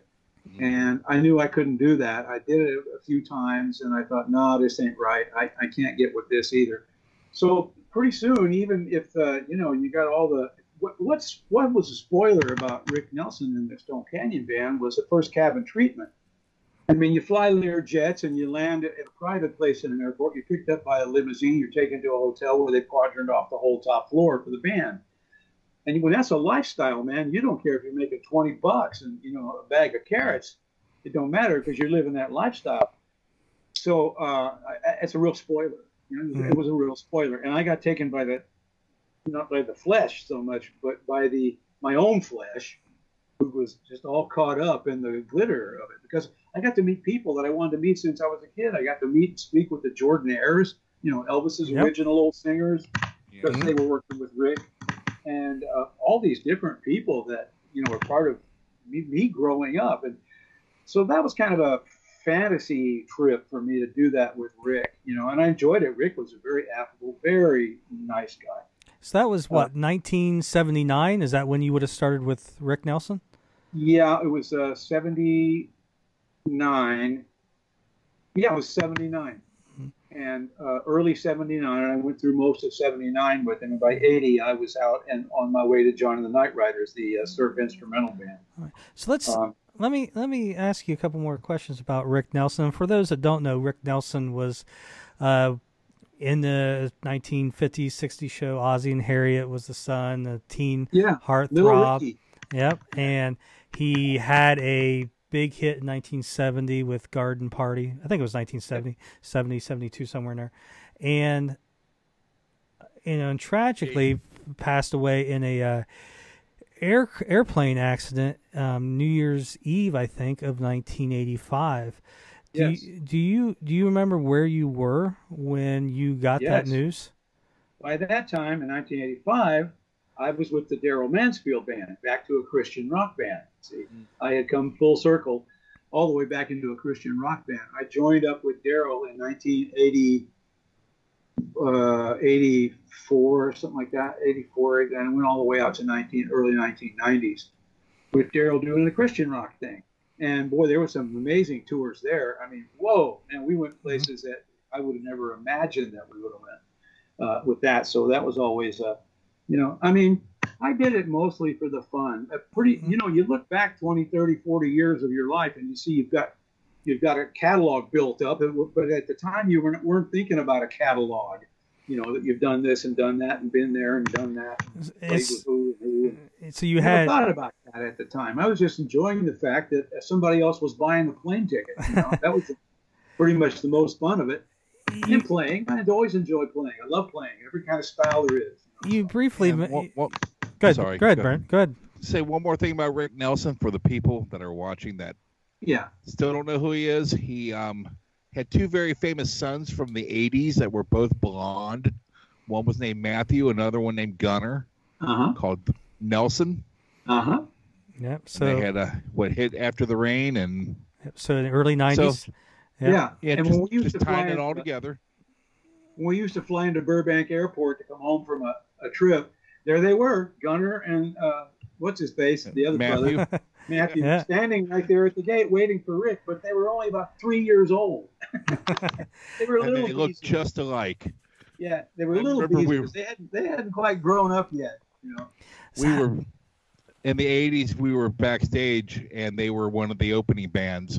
And my friend worked for a radio station, and he walked up and he said, "Gunnar Nelson, high five." And he goes, "I'm Matthew." And Rob looks, he goes, "I'm sorry, Matthew. I was looking for Gunnar." And he just walked away, and Matthew's face looked like he couldn't believe this guy just did this to him. It was hysterical. Let me ask you a question. Did you hear them play? I never heard them play. I've never heard they were great. Were they decent? Were they good? They're fantastic. The harmonies that they have. They have a good there's band? actually a video. I'm sorry, what's that? They have a good backing band.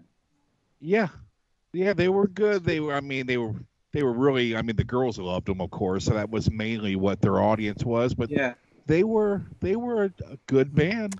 They had a lot of success. There's a video that Jack Blades is doing. Jack and Kelly are on stage with them. Really? The harmonies they're doing are amazing. With the band, it was incredible. Yeah, couldn't believe how good they were. So they released an album. Their first album came out in 1990, and it was all over MTV.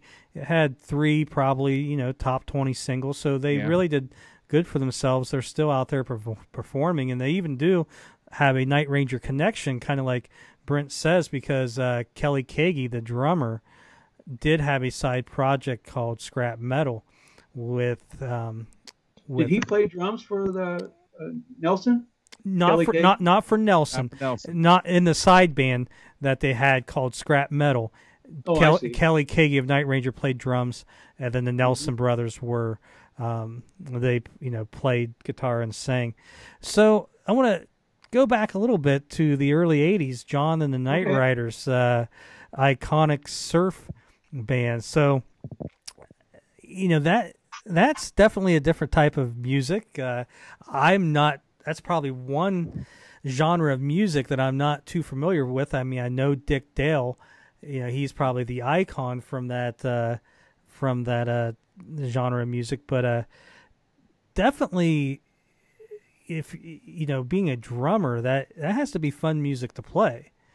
It was fun music to play, but it was a challenge because it was very, very aggressive. Because it wasn't the old surf music where you could play, like the Venturers, and just kind of clip clop along, and everything had to go 100 miles an hour. It was surf punk, was what it really was. That's what they brought back to put back to everybody. And then of course your mainstream guys, the Venturers, they jumped back in, and some of the old pros jumped back in, and so there was a montage of different things. But primarily the thrust was surf punk. And so every song that I played in the early '60s at a nominal tempo, I had to play like 4 times faster in this band with the other guys. Dave Ronsky, who is now, I think he's still with his Slack Tone. I think he's still doing Slack Tone. And Jeff Nicholson, who was around forever doing a lot of great projects. And Jeff is in failing health nowadays. God bless him. I hope he gets better. And John Blair, the guy who's the author of all the surf. You want to know anything about surf music over 4 decades, get a hold of John Blair. He's the authority in that. And then myself. It was just the 4 of us. But every song had to be like,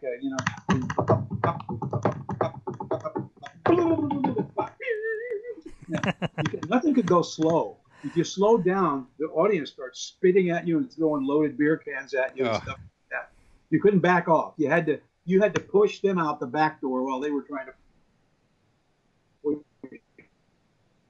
That whole aspect of that, I liked it. I had fun with it. We did a gig one night at Perkins Palace up in Pasadena with the Go-Go's. Remember the Go-Go's? Yeah. Yep. Yeah. So it was back in the days when that comedian Andy Kaufman was, wrestling people. So I challenged the drummer of the Go-Go's, to a wrestling match. Yeah. Really? And I told her, I said, hey, you come out here and wrestle with me, babe, and we'll see who's going to win this contest tonight. Of course she didn't. That was never the point. How do you go from a surf punk rock band to blues legend Darrell Mansfield? How does simple? A phone call. Yeah, a phone call. Play places with chicken so, wire in front of the that's almost empty. Yeah.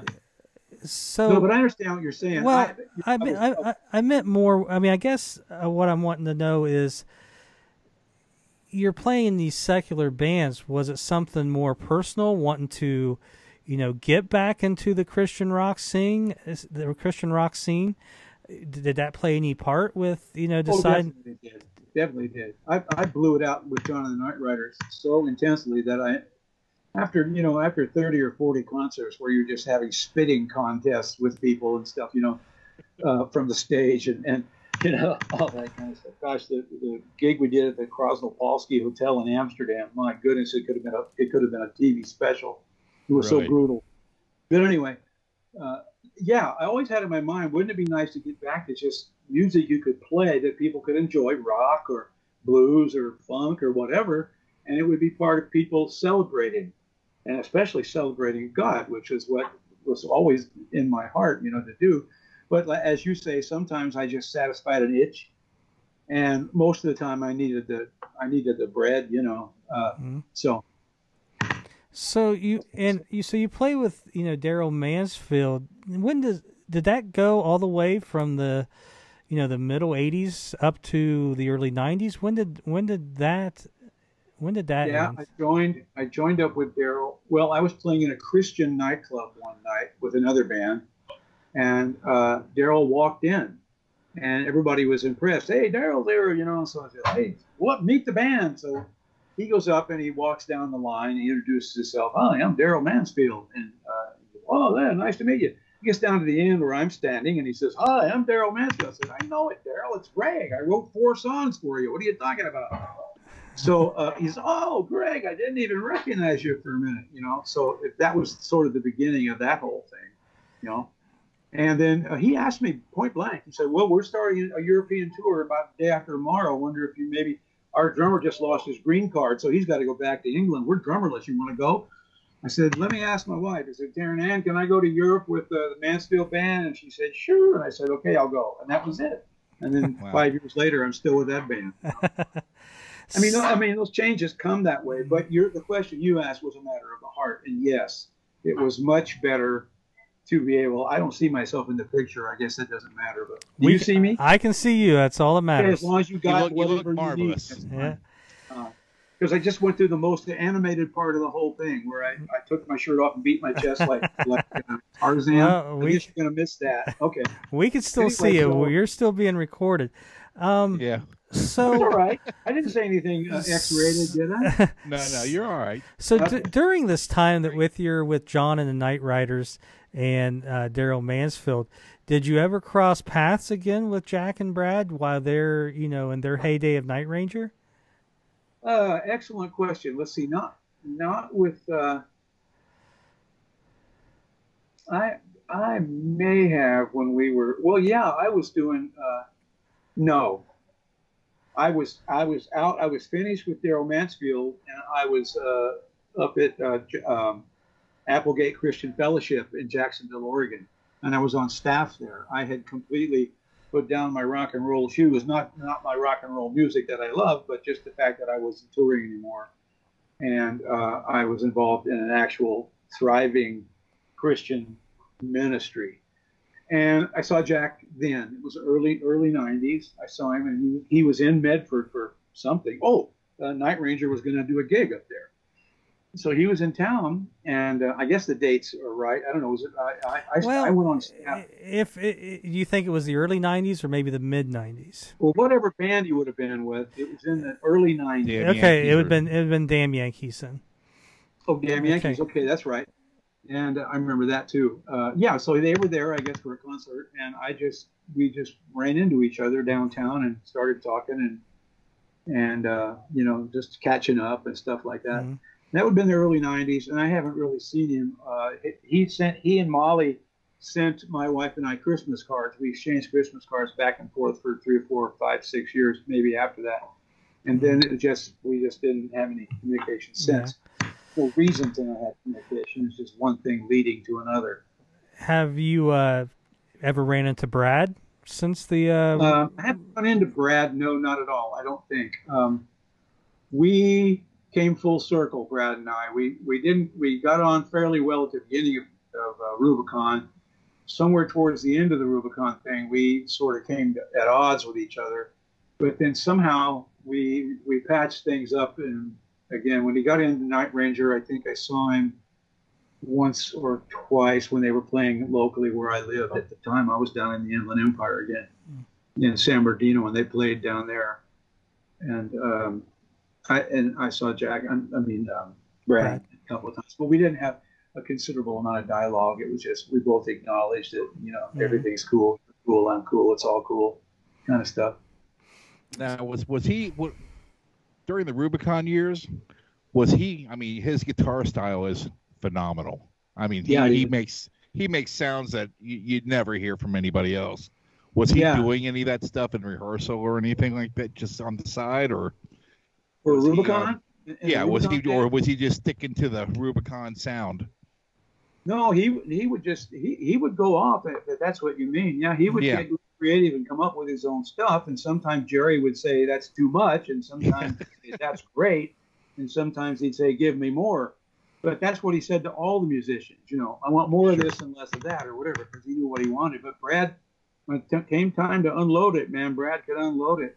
Yeah, he was just a kid then. American Dreams, in the song American Dreams, Brad just comes on with these big, what do you call them, like a anthem type theme. In the end, if you remember the song, he went into just this real heavy, like you're talking about, that real heavy, brutal sounding metal guitar, bam, bam, bam, bam, bam, you know. And then we went into America Dreams, Dream On, you know, that kind of thing.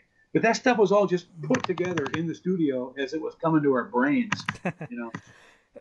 Now we've talked about you know you running into Jack or Brad since then. Have you and the other members of Rubicon met and gotten together, you know, since? Oh yeah, there was a Rubicon reunion here about 3-4 years ago. Brad, Jack couldn't make it. Jim Pugh couldn't make it. We were sorry about that, but we did. Me and Max's wife, because Max was already gone, and Jerry and Dennis Marcelino. We met up for the reunion, and it was nice. It was cool because I got to also get back together with a bunch of my buddies from Sly and the Family Stone. You know, Greg Rico and some of those guys. Sly's brother, who's a pastor now, to Freddie Stone. And I mean, it was a great birthday party, but not all the Rubicon guys could get involved. So what I had heard, and this was, I can't verify this, maybe I should even leave it out, but I had heard that there was a falling out between Jerry and Jack and Brad of some kind, having to do with some kind of equipment or somebody owing somebody. It's just a typical kind of thing, but I couldn't go any further on that because I don't know what the real details are. That's what I was told, because they didn't come. There was an issue, and then that would maybe be after Rubicon, because after Rubicon breaks up, Jack Blades, Brad Gillis, and Kelly Kagi form a band called Stereo, but it also included Jerry Martini and Jim Pugh. Oh, okay. It didn't last long. I think it lasted probably, you know, the rest of '79 into probably about the middle of 1980.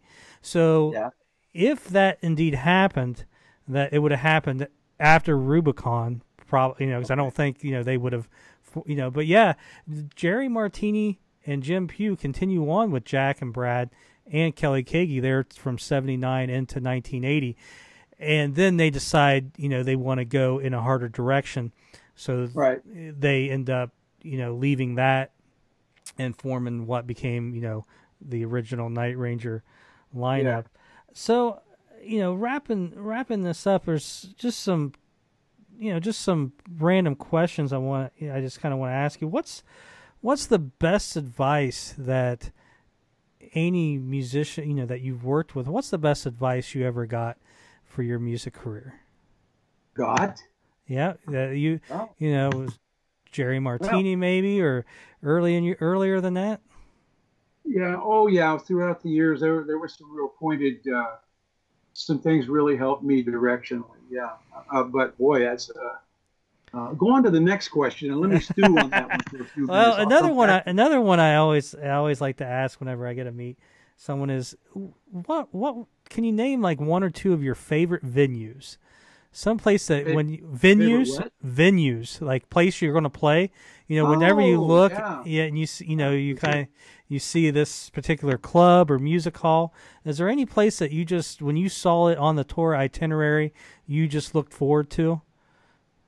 Yeah. Well, of course, if you're going all the way back into the 60s, we used to play at what used to be called the Hullabaloo. It went through about a half a dozen names down in Hollywood. It was that big place, the big show place where they had the rotating stage and everything.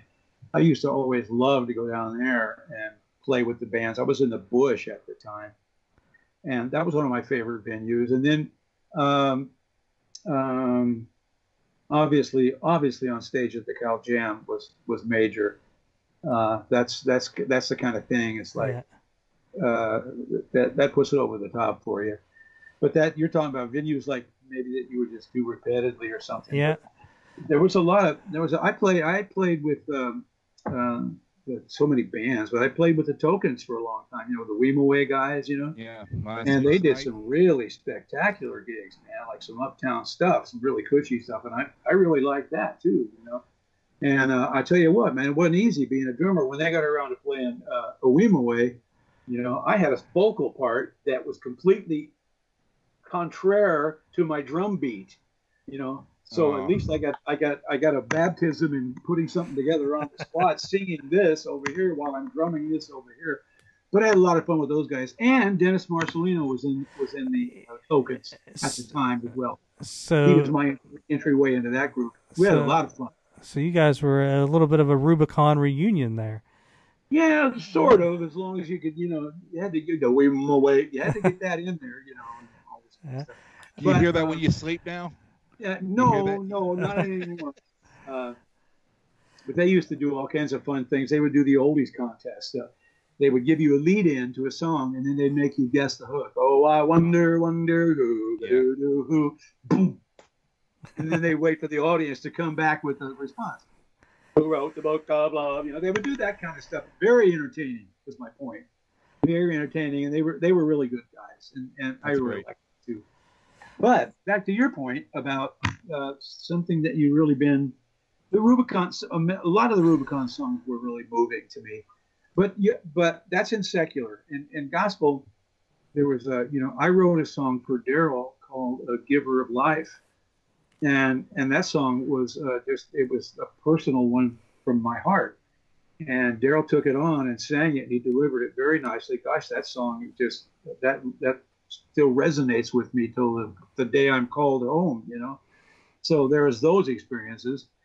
And I don't know if I don't know if I'm scratching the surface on what your point was, but I'm just trying to think of these memorable occasions. Mm-hmm. That's what you meant. Well, let me ask you this: is there something that I haven't asked that maybe I should have? Is there something that I'm missing? Something that played a big part, you know, later in your career that we missed, or earlier in your career? What stands out? Something that we haven't touched base on. It's obvious. I go around asking this question everywhere. Who won the 1949 World Series? The 1949 World Series. That I do not know.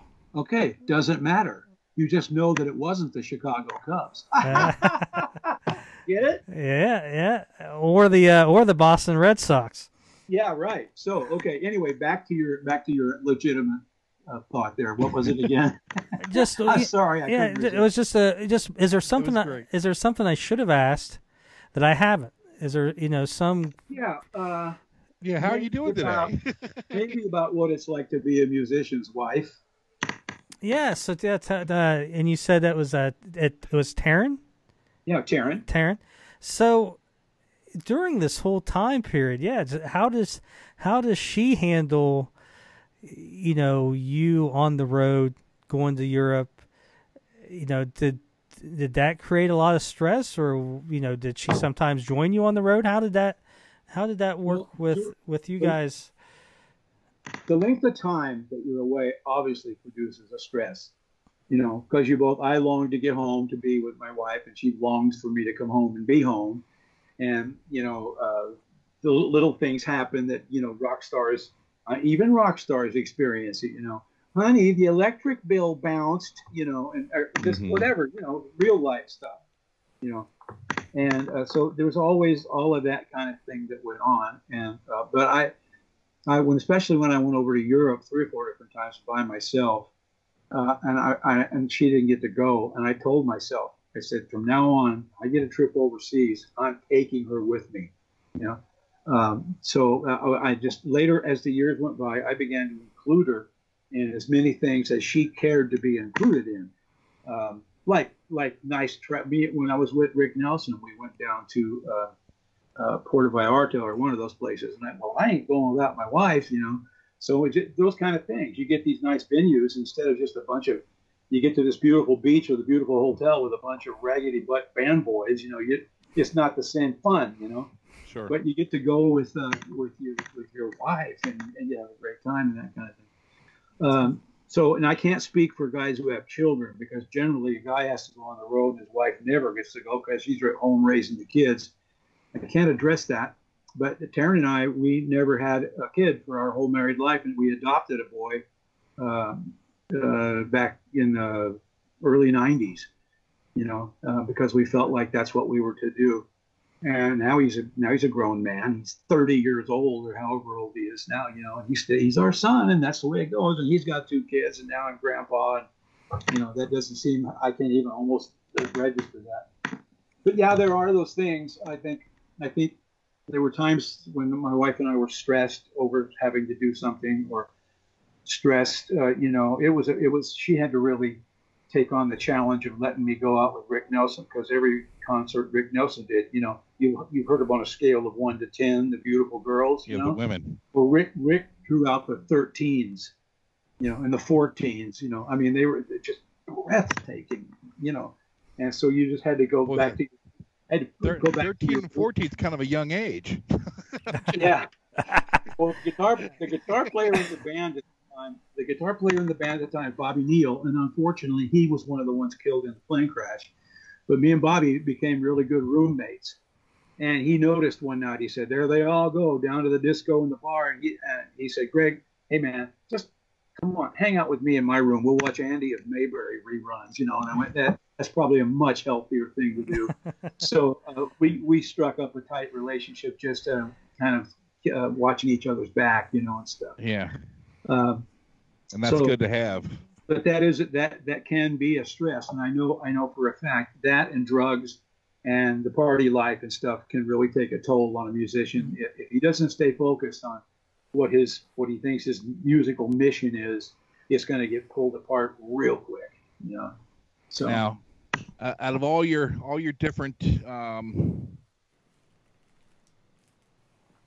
bands, everything that you've done, how supportive were your parents over all this? I mean, did you ever make it on the Tonight Show, and then all of a sudden your mom's calling everybody, going, "Oh, that's my little boy back there," Yeah, I mean, yeah. No, like they weren't that. They were enthusiastic for me, but they took it with a grain of salt, kind of almost like it was expected of me. I mean, they knew how talented they were, and so they would, they suspected that if I'm their son, then I better be talented at something, besides sitting around the house eating food out of the icebox without a job. So when I started in music, and I mean, I've done everything: surf and rock and jazz and funk and soul and metal, and not everybody is that flexible or adaptable. Sure. So one of the things that I sort of, if I can use the word respectfully, one of the things I sort of pride myself in is that, I can jump from black gospel to metal monster music and do it, because the music's in me. It was born in me, born in my mom and dad and all the musical talent they had. It's just part of the package, and I couldn't give it away if I tried. It's just there. I go to bed at night, I'm writing songs and all that kind of stuff. Yeah. So, Brent, as we wrap this up, do you have any other questions for Greg? Yeah, I mean, no. I'd like you to say hello to my wife, though. Oh yeah. Say hi to my wife. Oh, Taryn. I don't look very cute. Well, there's Taryn. Hello. Hello, Taryn. The man. Hi, guys. Hello. Yeah. There you go. Hello. Thanks for letting Greg play with us. Did you hear that? Did she hear that? I said, thanks for letting Greg play with us. Yeah. Brent, you said you had another question? Yeah, as far as influences go, I guess, would that be your parents, or did you have any major influences? Influence? Yeah. Oh, yeah. Besides my mom, she was into torch singers way, way back when nobody even knew it existed. I challenge you to look up songs by a gal named Nellie Lutcher. Now, Nellie Lutcher was a torch singer, in a first-class torch singer, man. African-American gal, but she rhythmical, and she sang all these real salty songs, lusty songs and stuff, but with intense rhythms and stuff.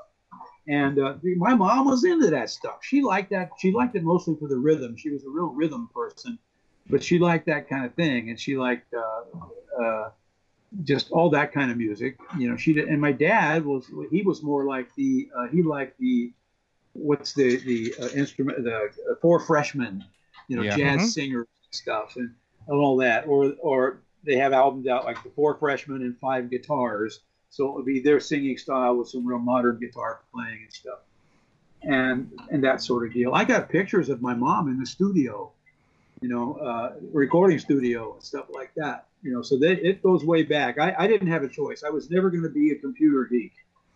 I was always going to be a drumming, singing, guitar playing something. I don't know. That's great. But it's still there. It's still all there. Well, and it's an accomplishment to make a career out of doing that as as a musician. Well, again, it really comes down to, in great part, it's not who you know, but who knows you. Mm-hmm. See, growing up in Southern California, I got around everywhere and met everybody and got my nose into everything, and people knew that, hey, you play surf music. Yeah. Well, do you happen to play rock and roll? Of course. Well, can you play the blues? Yeah. Well, what about soul? Yeah, I can funkifize it. So you get that out there and people know there you are. It's easier that way when you just get it out there that people know who you are and what you do. Then you start getting, and the phone starts ringing, But I played a lot of bus too. Hey, we're having a big party in the parking lot at so and so. You come out there and pretty soon you're playing away, and the cops come and raid it and put everybody in jail and stuff. So, Greg, the last question I'm going to ask you is, what's next for Greg Eckler? Oh boy, you asked a tough questions. Right now, I am just sort of cruising. I mean,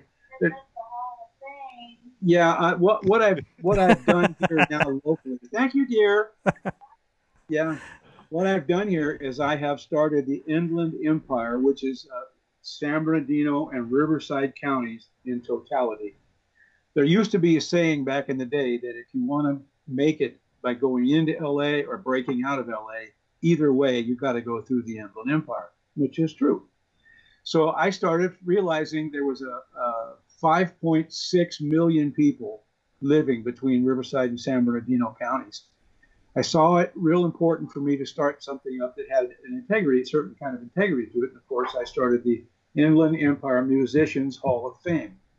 And so what it does is it acknowledges every star, big and small and in between, that came either through or from the Inland Empire and made it big, And we've been putting on for twice now. We did the Inland Empire Musicians Hall of Fame concerts. We have these all-day concerts, and we bring the people out who had their heyday in music, and let them do a stretch on the do some songs and stuff. So I've been sort of a curator, we're working right now on setting up the museum of the local music. We're setting up a type of the local music store. Lear's Music used to be the meeting place, the melting pot for all musicians in this area back in the 50s and 60s and 70s. So we're doing one of those where we have people can come in and they can see this guitar belonged to so-and-so when he was here playing in the Inland Empire in that kind of stuff. Yeah. So I enjoy it because it gives me something to do without having to bust my butt on the road again for, I don't see myself going out on the road for weeks or months at a time anymore, but I still play. I play in church whenever I can. And I play, sometimes people call me up and they say, can you just come out and do this casual with us? I say, what's it pay? And they tell me, and I go, sure.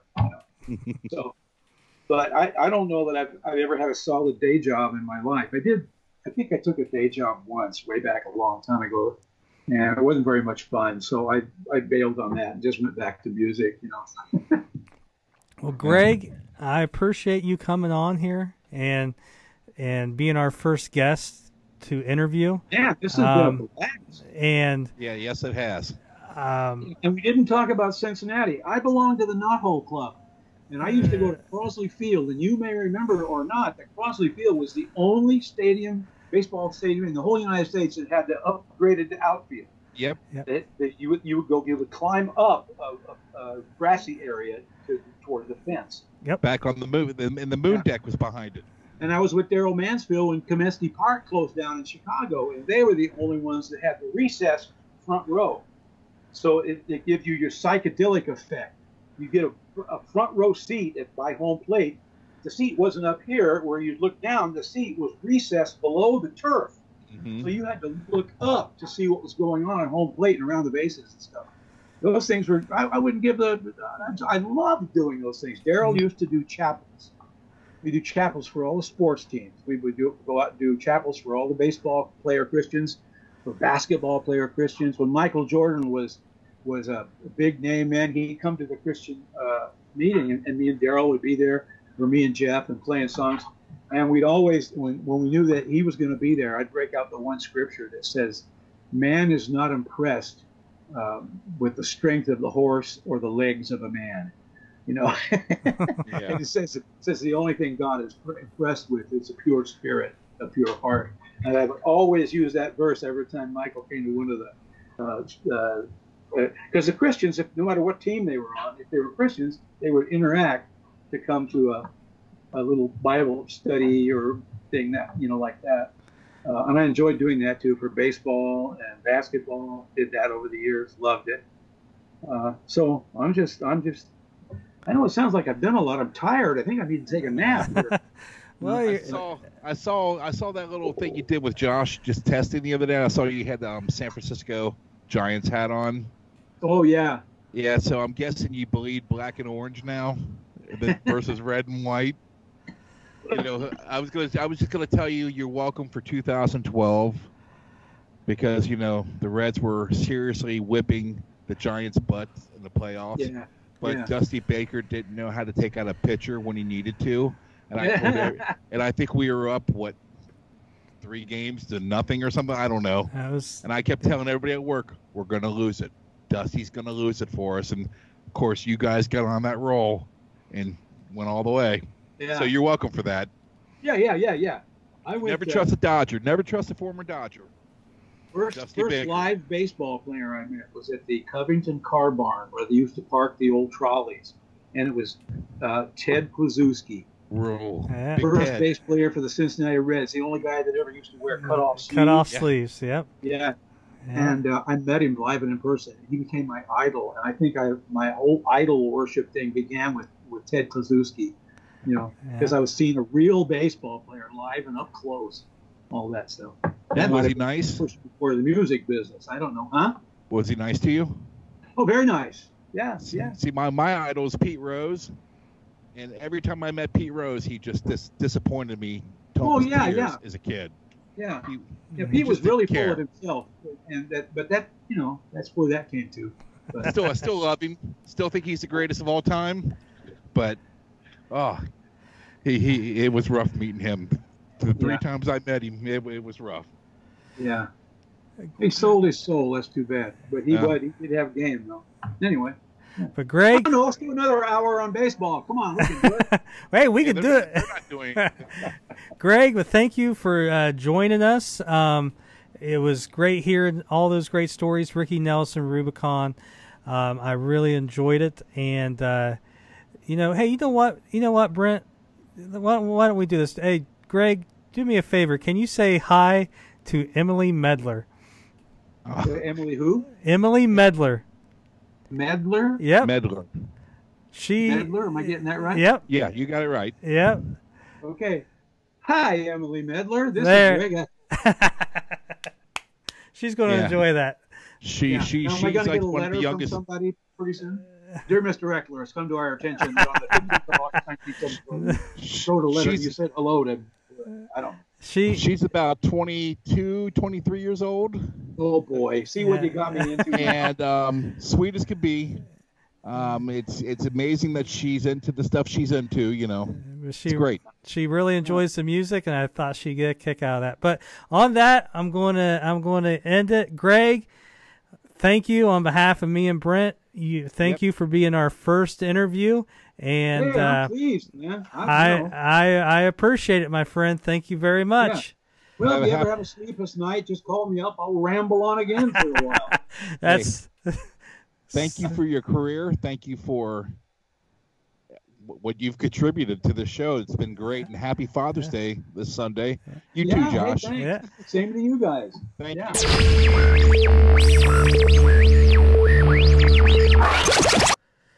So how about that? Great stories. Buffalo Springfield, Jimi Hendrix guitar. It's like I told you. Who would have ever thought we were going to hear about Jimi Hendrix and Michael Jordan And on a podcast. Mickey Jimi Dolenz? Hendrix, yes. Michael Jordan, no. Mickey from the Monkees passing out oranges. Oranges. Yeah. What the hell were in those oranges? Think about it. Stay away from the oranges, people.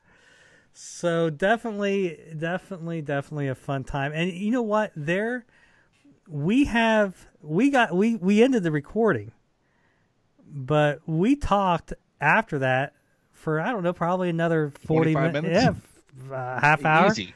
So we could have kept going, and it was just, again, so much fun to hear. It's a rock and roll history book talking to us on Skype. I mean, that's almost what it was, and it's a testament, to Greg to be able to play all those kinds of music and make a living as being a musician. And to hear how he got into music is his mother playing drums. I mean, come on. That's so, I never would have dreamt that. It just, I'm sitting here, and the whole time I'm listening to him, I felt like I've known him all my life. Yep. And I'm sure that's going to come across to anybody watching this episode.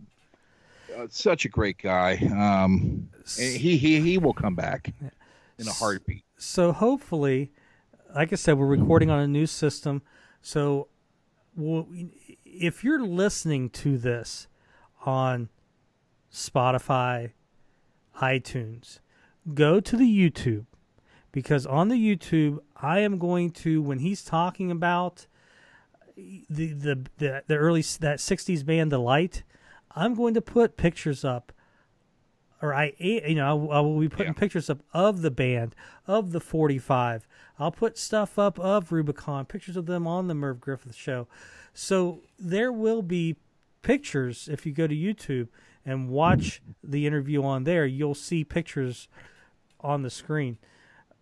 Also, if you go to YouTube, the links below in the description, I'll try to put some links of some of the stuff we talked about. I'll try to find where he said he was with Rick Nelson, I think on the Phil Donahue show.